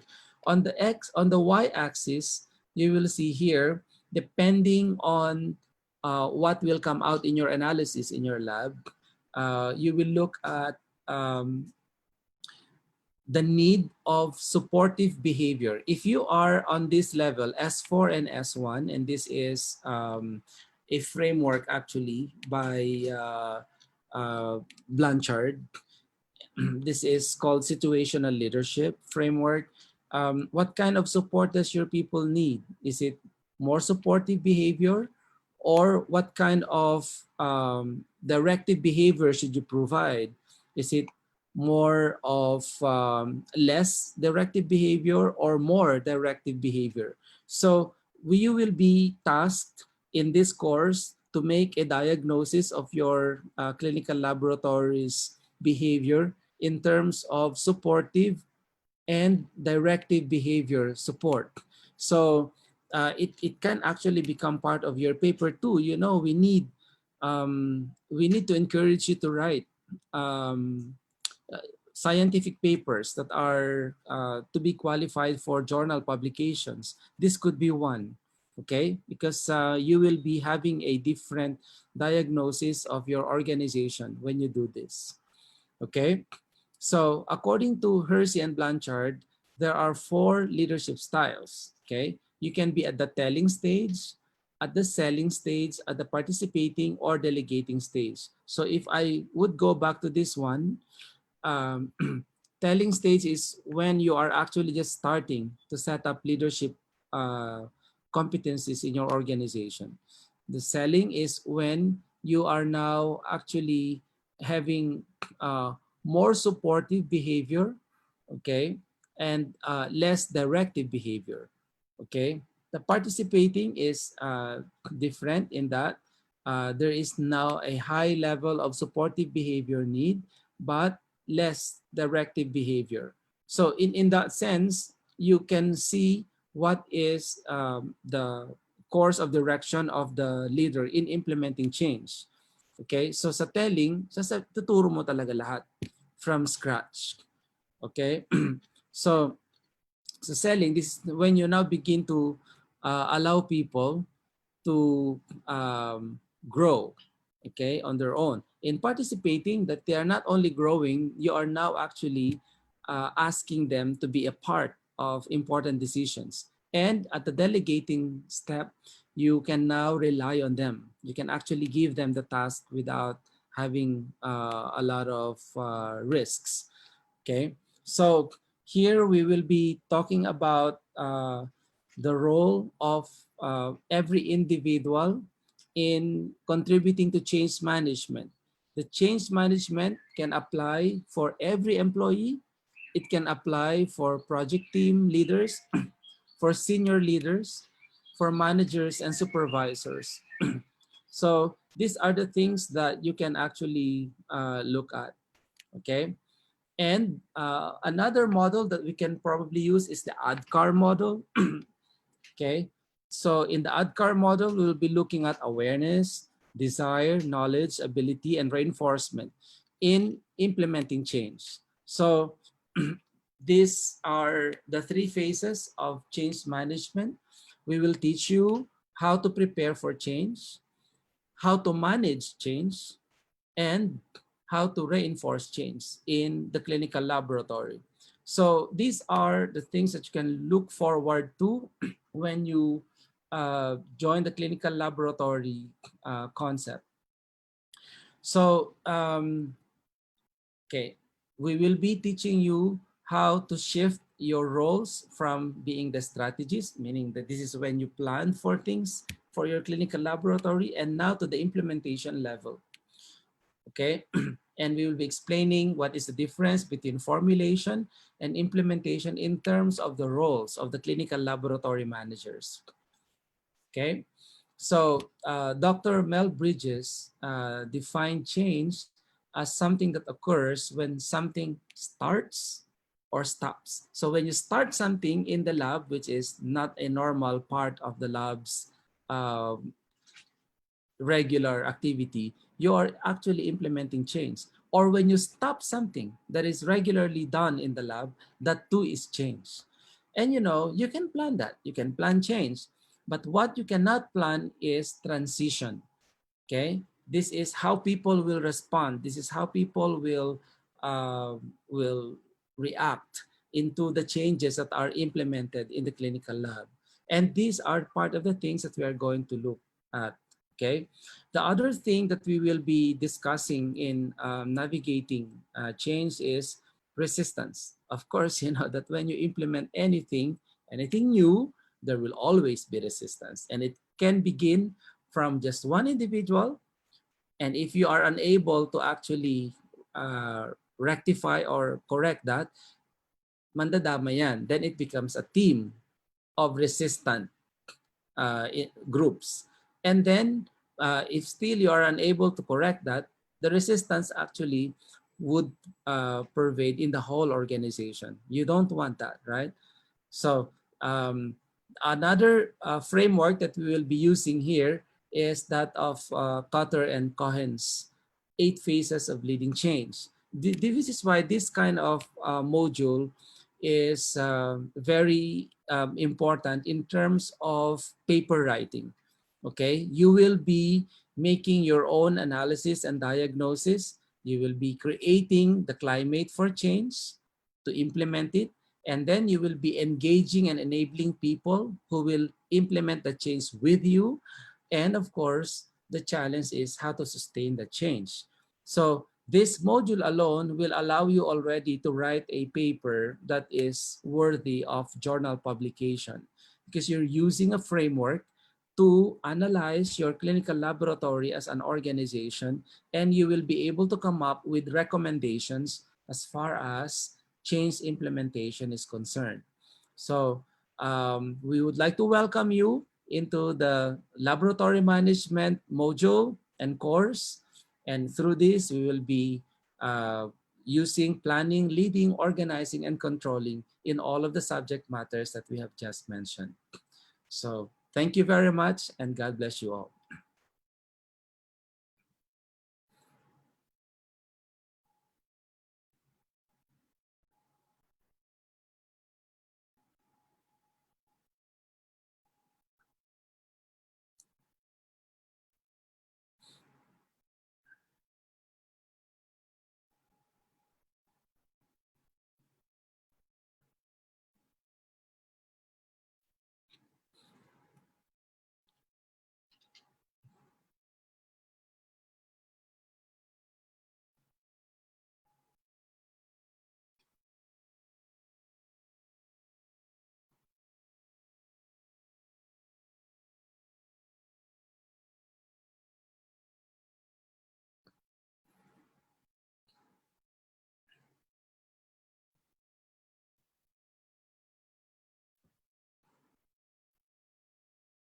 Marianne.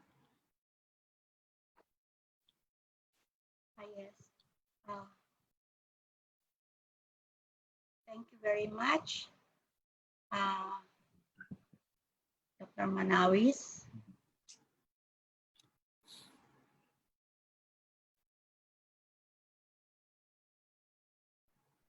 for that very interesting lecture.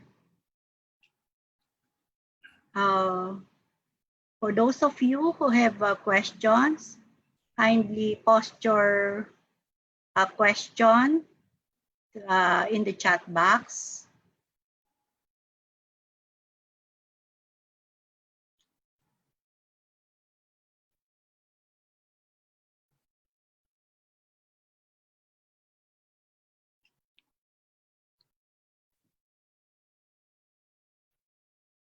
Or alternatively, you can also raise your hand. Meron diyang hand somewhere.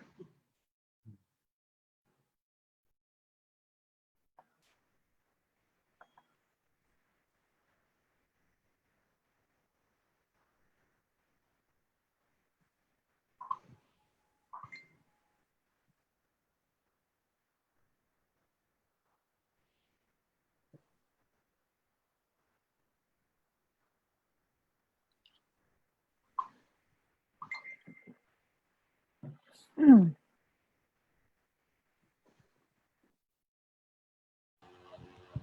have a question here for Honorable Atienza. Ma'am Atienza. Yes. The question is, will all CPDs be credited towards specialization? Perhaps this person means that if he or she attends a seminar, will it be always credited towards a specific track of specialization?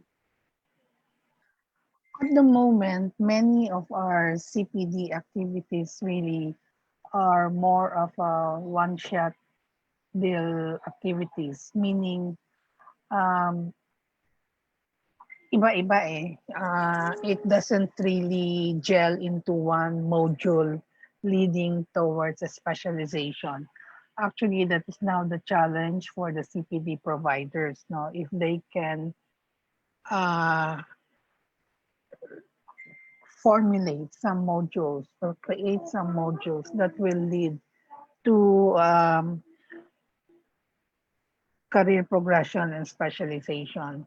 But the thing to do now, however, is we need to finish first the career progression and specialization, because, and this is not just for medtechs, no, this is actually for all of the professions, because for us to be able to give credit units, yung tinatawag nating credit transfer units, yes, leading to specialization, kailangan matapos muna natin yung ating mga guidelines and ating mga procedures sa career progression and specialization, so that then we can compute for the required CPD units, no, that will lead to specialization. Now, but again, on the part of the provider, they now have to, CPD providers, they now have to think of ways on how to create modules that will eventually lead to career progression and specialization. So at the moment, wala pang equivalency, no, yung mga CPD units, but eventually we will have to work towards that. This is a similar question from Novern Chris Valentin. Is there a required time or any guidelines in training? So lahat your certificate in specialized advanced practice in clinical parasitology or perfusion is enough to be considered for level 7. So here he is talking about two things. He is talking about practice, and both practice and training to be credited towards specialization. Ma'am Atienza? For clinical perfusion, actually there is already a society. No, they have a specialty society some years ago, no, when they established it. And based on our discussion with the medical technologists who are practicing clinical perfusion, we have agreed that, of course, there will be a minimum number of years of practice. Um, and then there is also going to be a required training, no, as crafted by the society, and that there should be a training institution where the trainees will have to have hands-on. It's not like management and leadership. Because in management and leadership, based on our last meeting, we said we will just have an accredited training program to make sure that the graduates of this program will be on the same page with everyone. It's not enough that we just consider the length of experience or length of practice, because obviously this will be very variable considering that the medtechs will be coming from different work settings. And so we said that for us to make sure that when we say they are graduates of this program and eventually will seek recognition from the commission through the Board of MedTech, meaning equivalent sila talaga, or they're really entitled to be at level 7. It's not enough that you have this length of experience. We need to have a structured program, and that is what is Robert mentioned earlier. No, we are now designing, or PAMET is now designing this program, and we still need to put in all the requirements, all the details, and even the duration, because we also don't want it too long. We want it to be as much as possible on a short duration, but not naman to compromise the quality of the program. Thank you, Honorable Atienza. Yes. Now this question can be answered by both, I think. When will this management course be available? The management course, I have to go back to Robert. Sir He is the Robert, program director. Dr. Manawis, Yes, how well, soon can we have the management course? We are already at the stage of the design the course design has been done. We just have now to prepare as many instructors as possible into the program. That might take maybe about a month or two. So this should be ano na po ba tayo ngayon? September. Let's look at November po. For this to be offered by PAMET. Opo. Opo. If I may just add, no. Yes, ma'am. Earlier in my presentation, I said there has to be, or the program, if there is a structured program, this has to be accredited by the PRC, by the PRC through the Board of MedTech. No, it's not just any other program, because there has to be recognition by PRC first, so that for those who are going to take it, because what will happen is that there will be a structured program, and then there will be an assessment. Assessment is always part of the program, of the structured program curriculum.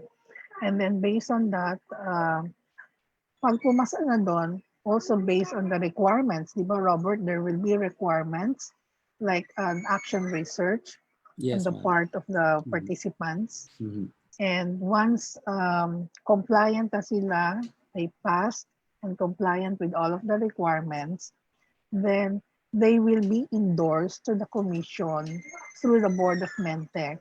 And once everything is in order, then we will endorse them to the commission for official recognition. Right now at the commission, um, there are already talks about the PRC IDs, no? Because if the PQF is really to be operationalized and implemented, then the PRC IDs should also reflect that anong level ka. So there are now discussions on at the PRC on how this will be placed in the PRC ID. So that's why we would like to encourage you to pursue fields for specialization through the professional track if you don't have the time to pursue the academic track. But if not the professional track, meaning the specialization track, then you can also pursue management and leadership because many of our medtechs actually are into management and leadership. They've been occupying these positions, and we would like to confer to them a higher level. But as I've said, it's not enough that you only have the experience. There has to be a structured curriculum. And that is what is being finalized right now. And so this question is also related to the other questions already mentioned. With regard to this course, this is from Edna Lisa Henry. Is this open to everyone, even if one is not connected to any institution?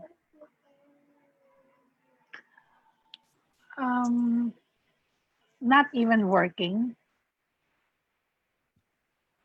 or you have your own business. Ano kaya yung ano niya? When you say institution, meaning you're not working Meaning for... laboratory. Not connected to Well, any laboratory. because leadership and management does not only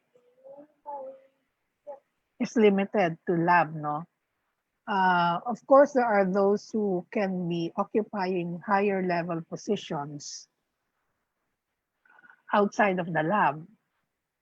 But it depends on where you're coming from or where your experience is. Because if you're, for instance, if you're an owner of the lab, your own lab, then of course, obviously, you can pursue this course. But we just need, in answering that questions, we need to be clarified also on exactly what you mean by you're not affiliated with any institution. Maybe you can email us and give us more details so that we can better answer your question. This one is from Dr. Laila Florento. How will PAMET roll out the leadership and management program? Anong papel ni PAMET? PAMET, the way I see it, PAMET will be a provider. Course provider. Course provider. It's not, we have to distinguish, no? Kung specialization, like the one in clinical perfusion, obviously that's very different because it's too technical and you need really a training institution. Like for instance, in clinical perfusion, they actually have a training program already, and that they are having their hands-on training in a tertiary level hospital in Quezon City. And you have to complete the training and you have to complete the actual hands-on because that is where you will get your cases in doing clinical perfusion. It's not enough na theoretical lang. Eh. You have to have actual hands-on because Remember, you will be part of the surgical team in doing open heart surgery. And this is very, very technical. So depending on the specialization, how technical it is, then there has to be a training institution aside from the accredited training program. Now, for lab management, as we agreed before, even with the board of MedTech, we see that there is no need to have a training facility. What is important is a structured program and the action research that will be done. So ito yung pinaka hands-on ng mga participants o ng mga trainees instead of having an actual training facility. Now, ang role ng PAMET, the way we see it, PAMET can be a provider. Thank you very much, ma'am. Now, this next question is for Dr. Manawis. Sir, how do you encourage your subordinates to agree and avoid division with the change you want to apply in your laboratory? That's a very interesting question po, no? And because it is a reality, it really happens when you implement something that is not a regular part of what you're doing. There really is going to be resistance.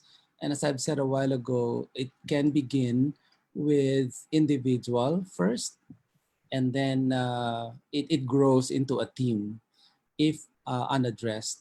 So one of the things that can be done actually when you implement something new is to plan ahead.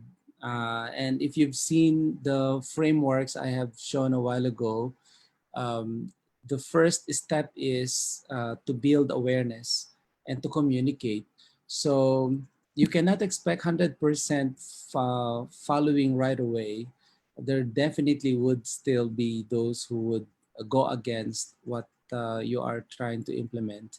But you can build a team with you who can be your change agents. And by building that team, you can multiply yourself into communicating and talking to some people, especially those who are exhibiting resistance behaviors. So we call them the change agents. And in implementing change, communication is key. And when you see that people are not getting to your side, then you will have to innovate. You'll have to do something about it. The bottom line is you still should be able to convince these people to go with you and to join the bus in the direction that you would want to pursue. So this is the reason also why it actually qualifies as a very good research paper, an action research paper, because this is a situation that you cannot find a solution for immediately. So medyo marami kayong ititweak na gagawing approaches until the change is implemented and you are able to reduce the number of people who resist change. Kaya hindi ho siya madaling gawin. Kaya nga interesting question ho yan. No? It's because you're dealing with human behavior. So you will know more of that po when you engage already in the clinical laboratory management course. The next question, thank you, sir. Is a certificate in leadership and management a stepping stone to a higher position in the lab? Will hospitals acknowledge it, or is it just a waste of money? Okay, can I answer that? Yes, ma'am. Is it going to be a waste of money? Right now, we are talking about, we are crafting the revisions or the amendments to the MedTech law. And part of that revision in the MedTech law is including in the qualification, including a provision where certain positions need certain qualifications. That will include those in management and leadership position. And part of that provision will indicate that those who will be promoted or who will assume positions should have finished uh, a structured program in management and leadership. Now you're saying, will that will the hospitals honor that as part of your promotion? In the long run, yes, because if that will be the qualifications, then they will have to look for people with such credentials. Other professions have already done this. In nursing, for instance, before you can get promoted, you need to have the management degree in nursing. We have delayed this, we have delayed this for a long time. Why? Because we were afraid that, the medtechs are not ready and we might end up not having medtechs who will qualify for the position. But we think that we have waited long enough and it's high time to elevate the credentials of people who will be occupying management and leadership positions. So in the long run, yes, it should help. And besides, everybody now, as you will see in the laws that were particularly in CPD law, career progression was already mentioned, and this is mandated for all of the regulated professions. So it's not just for medtech, but it also would involve and be a requirement for all the other professions.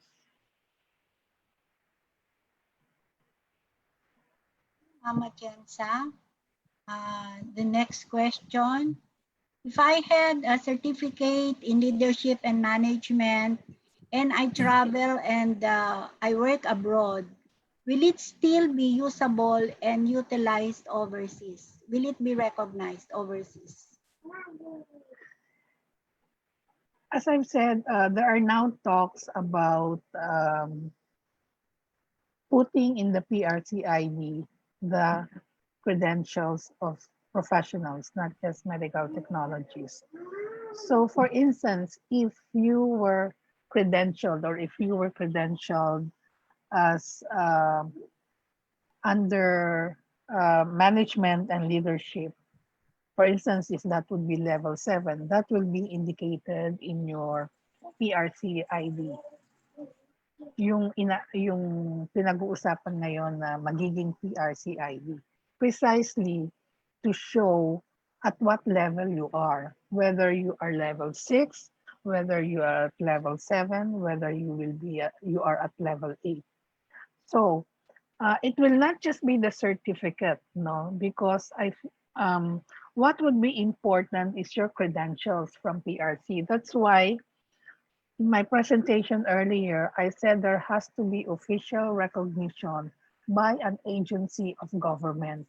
It's not enough that you have the certificate, because what's important is that this certificate of completion and compliance with all of the requirements and assessment, that it is recognized officially by PRC. Why PRC? Because tayo ang merong centralized government agency with regards to the different professions. Ma'am, next question. ASCP also provides certificate in leadership and management. Will the Philippine hospitals or organization acknowledge or respect if it's from ASCP? As I've said, there has to be official recognition by the agency of government, PRC. When we accredit, for it to be recognized, there has to be an accredited training program.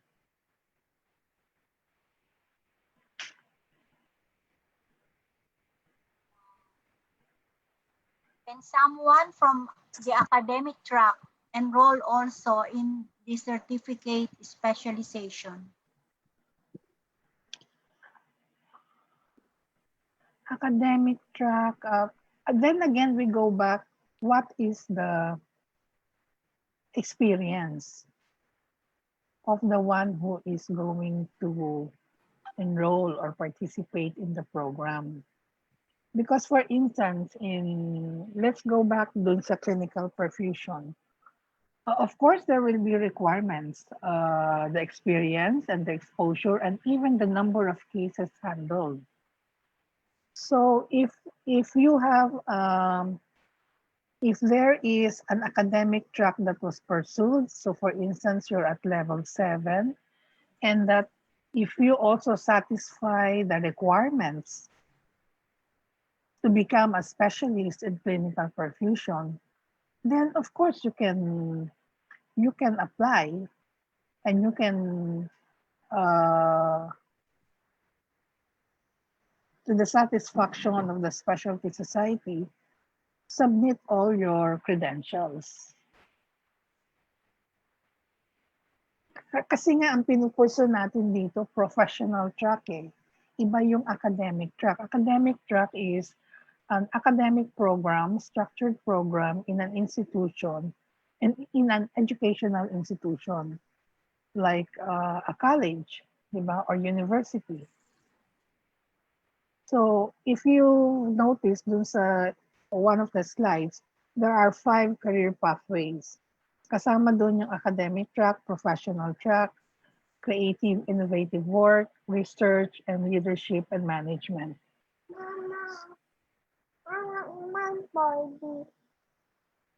Saying as long as one is qualified, even if one is already reached level 7, for example, in academic track, as long as they're qualified, they can still also apply for the professional track. Yes. Okay. Because there will be criteria, there will be guidelines sa professional track. Ito is more of an opinion ang tinatanong dito. Sana ba yun? What if, teka. Wala. There was a question on what if, what is your opinion about a freestanding laboratory handled by a manager that is neither a MedTech or doctor or pathologist? Hindi, ang manager daw ay hindi MedTech at hindi doctor. Freestanding lab, is it owned by a corporation? It's not mentioned. Basta sabi lang, freestanding laboratory handled by a manager that is neither a MedTech or a doctor pathologist. Well, we don't know the circumstances behind that, no? For all you know, baka relative naman yun. So that's why, again, no, the way I see it, it's important that we build our credentials, because kasi nga kanina, as pointed out by Robert, no, yung program that is being formulated for the medical technologists in terms of leadership and management, you'll see that there are a lot of things that need to go into that kind of program, no? You have financial, you have strategic, you have change management, you have HR, and you even have marketing. So if we are not proficient in this, then how do you expect people to um, designate or give the position of manager? Kasi ang manager naman need not be technical. Diba? The manager is the one who oversees the operation, as pointed out by Robert in his presentation. So even a non-medtech can do that. Of course, it's better lang. It's much better if you put a medtech there as manager, and especially if that person, that medical technologist, is trained in management.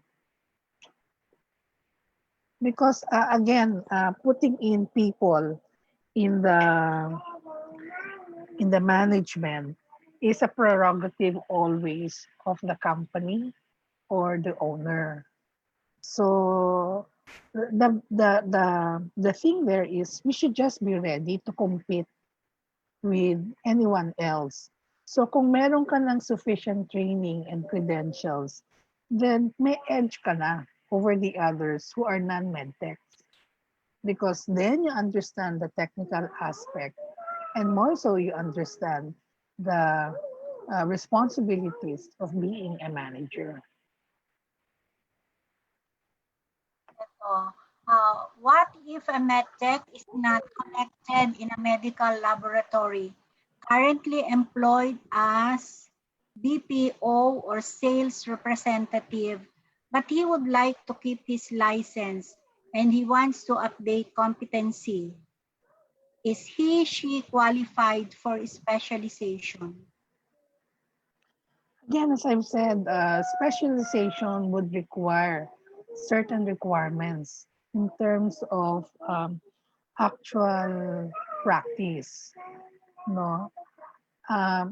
It's not enough kasi na structured program lang o training, structured theoretical lang. No, there has to be actual practice. So, if you would want, coming from a BPO practice, no, medtech ka, but you want to still retain your ID, depends on ano ba ang plano mo kasi sa career mo, no? If you just want to be staying at the BPO industry, but you still want to retain your PRC ID, then you can just take the usual CPD programs. But if you plan to actually practice the profession and would want to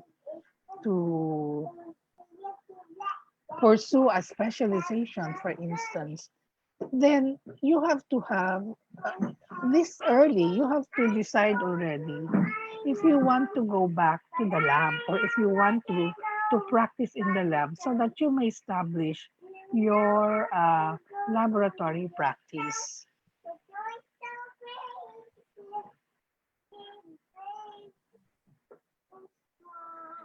Earlier, I saw a question, but I could not find it anymore. It's about burnout. And it says if something like is low salary may be a cause of burnout, or increase in salary, will it motivate one to perform better? I think the question is for Dr. Manawis. Yes, ma'am. Yeah, nabasa ko ho actually yung question niya. Yeah. So ang tanong niya regarding employee burnout that you have discussed, is the employee compensation a contributor? If you are overworked but underpaid, it is more likely for the employee to choose another career or work abroad. Do the MedTech board, so does the MedTech board or Philippine government have a plan to address this? Yeah. So siya daw po ay former MedTech OFW and now on sales field. Okay, so let me point out po yung sa burnout muna. Okay, so burnout is a common thing. As you've said a while ago, as what you've seen a while ago, it's 63% of organizations actually experience that. So one thing is in the course program that we'll be offering, that's going to be one of the key topics that we will be addressing on how you as clinical laboratory managers would be able to help your team members in the lab not to experience that the burnout. But of course, that has something to do with scheduling, with training, and making sure that there are more than enough alternatives for the function of different tasks. And that now goes with manpower planning and all of these. Now, in relation to salaries, as uh, contributor for burnout, uh, well, definitely it is because it's, as I mentioned a while ago, coming from the framework that was introduced and discussed, that self-interest remains as a motivator for employees in making their choices. So if they see that their self-interest is not represented very well by not being compensated with the right amount, then definitely the result of that is that people will leave and they will look for other sources of income where their self-interest would be satisfied. But I don't think it is a major, I mean, it's the sole and major contributor to burnout, because being burnout is really directly linked to not being listened to. They don't see that they're being valued in the workplace and that they're getting all of this over delegation of tasks. There are some workplaces, clinical laboratories, where the pay is really not that high and yet people stay. Maybe because the interrelationship within that lab is good. So there are, burnout is a multifactorial thing. And that's why in a clinical laboratory where, let's say, the laboratory manager or the chief medtech is not in full control on how people are compensated, kasi decision naman talaga yan ng owner of the hospital or the laboratory, it's still possible that the laboratory manager could do his or her part or role in increasing the motivation of the people within. You will see later on when we study Maslow's hierarchy of needs that money is not the primary motivator. It really is not, surprisingly. There are many other things that motivate people and make them work with full dedication. But money, fortunately, is not the primary. So that this actually means, therefore, that when we take this course, we will look at other ways by which we could be of service and help to our team members in the lab so that they would find meaningful ways of performing their tasks. So now with regards to the board and the Philippine government, I'll probably have to pass this on to Ma'am Marilyn.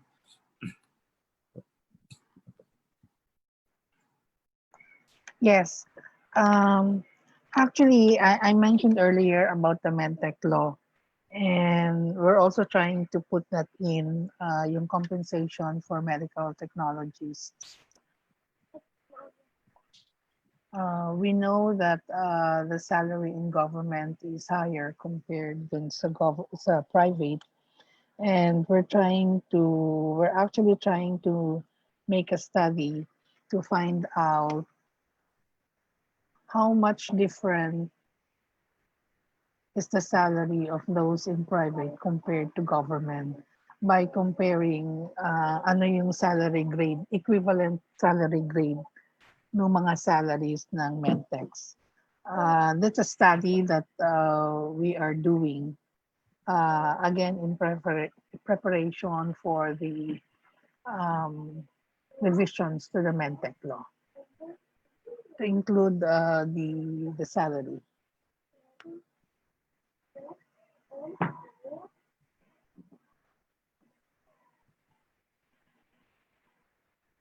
Now, there's another question. This is about a side track, not on the MedTech track. How about MedTechs who have masters in public administration or public management? What level is it? If you have the master's already, master's degree, then that would be at level 7. Kasi you're following the academic track. If you've seen the illustration earlier in one of the slides, pag baccalaureate, that's level 6. Pag postgraduate, post-baccalaureate, that is level 7. And if you have postdoctoral, then that would be level 8. So if you have the master's in public health, then you're at level 7. Thank you very much, ma'am. Any more question? Any more question? I'm not seeing anything anymore in the chat box. So with this, we put an end to our question and answers. Thank you very much for your participation. That was a very lively interaction, and I hope that our listeners were clarified by the answers from our very capable speakers. To summarize, Honorable Atienza discussed the effects of globalization to the qualification of Filipino professionals. She briefly explained the creation of 2 laws, RA 10912 and 10963. We breezed through the Philippine Qualifications Framework and its alignment to the ASEAN Qualification Framework.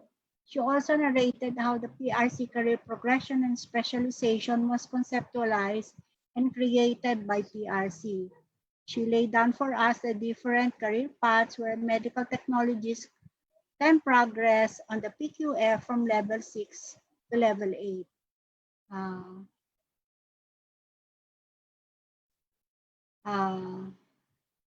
The major tracks being academic and professional tracks. For the professional tracks, the CPSP CATS, which is part of CPD, will now be responsible for conferring qualifications thus needed by a MedTech for advanced position, recognition of specialties, jobs, and titles. Dr. Roberto Manawis, however, lectured on the differences between leader and manager and leadership from management. He breezed us through various factors in leadership and management, factors that ensure sustainability and productivity, and different management tools needed in the performance of the job. As this training and education is designed for medical technologists who are already engaged in micromanagement in their clinical laboratories and who are in pursuit of middle and upper management position. Through different examples, he laid out the dual role of a chief medtech, both as manager and as leader, and what they expect to learn from the various modules. Furthermore, he gave us a clear insight in shifting management through virtual modality, so needed in our transition because of this pandemic. He presented the modality of education that will remove the barrier to physical access to educational institution, which will allow flexibility on the time frame available for the full-time practicing MedTechs to obtain higher education. We hope that these lectures not only put a spark to tickle your imagination on what you can be, but we hope that this enkindles a flame of burning desire within you towards achieving higher goals in your career. There certainly is a bright future waiting for you if only you have the determination and and a motivation to pursue it. There is no rainbow that you cannot chase, and your success is definitely in your hand. And with this, we end our presentation. To claim your e-certificates, you have to log your attendance for today and evaluate the session using the link to be flashed in the succeeding slide. There is no post-test for day 1. The post-test will be held tomorrow. Double-check your email address and full name before submitting the online form. You need to attend both sessions for 2 days, meaning today, September 14, and tomorrow, September 15. And you need to pass the post-test to merit an e-certificate. The link will be open for the next 30 minutes. So thank you everyone. Maraming salamat po at happy MedTech Week to all of us.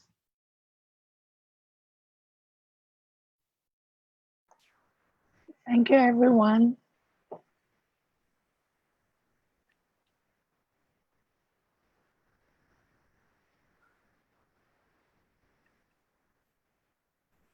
Maraming salamat po. Good evening po to everybody. Thank you.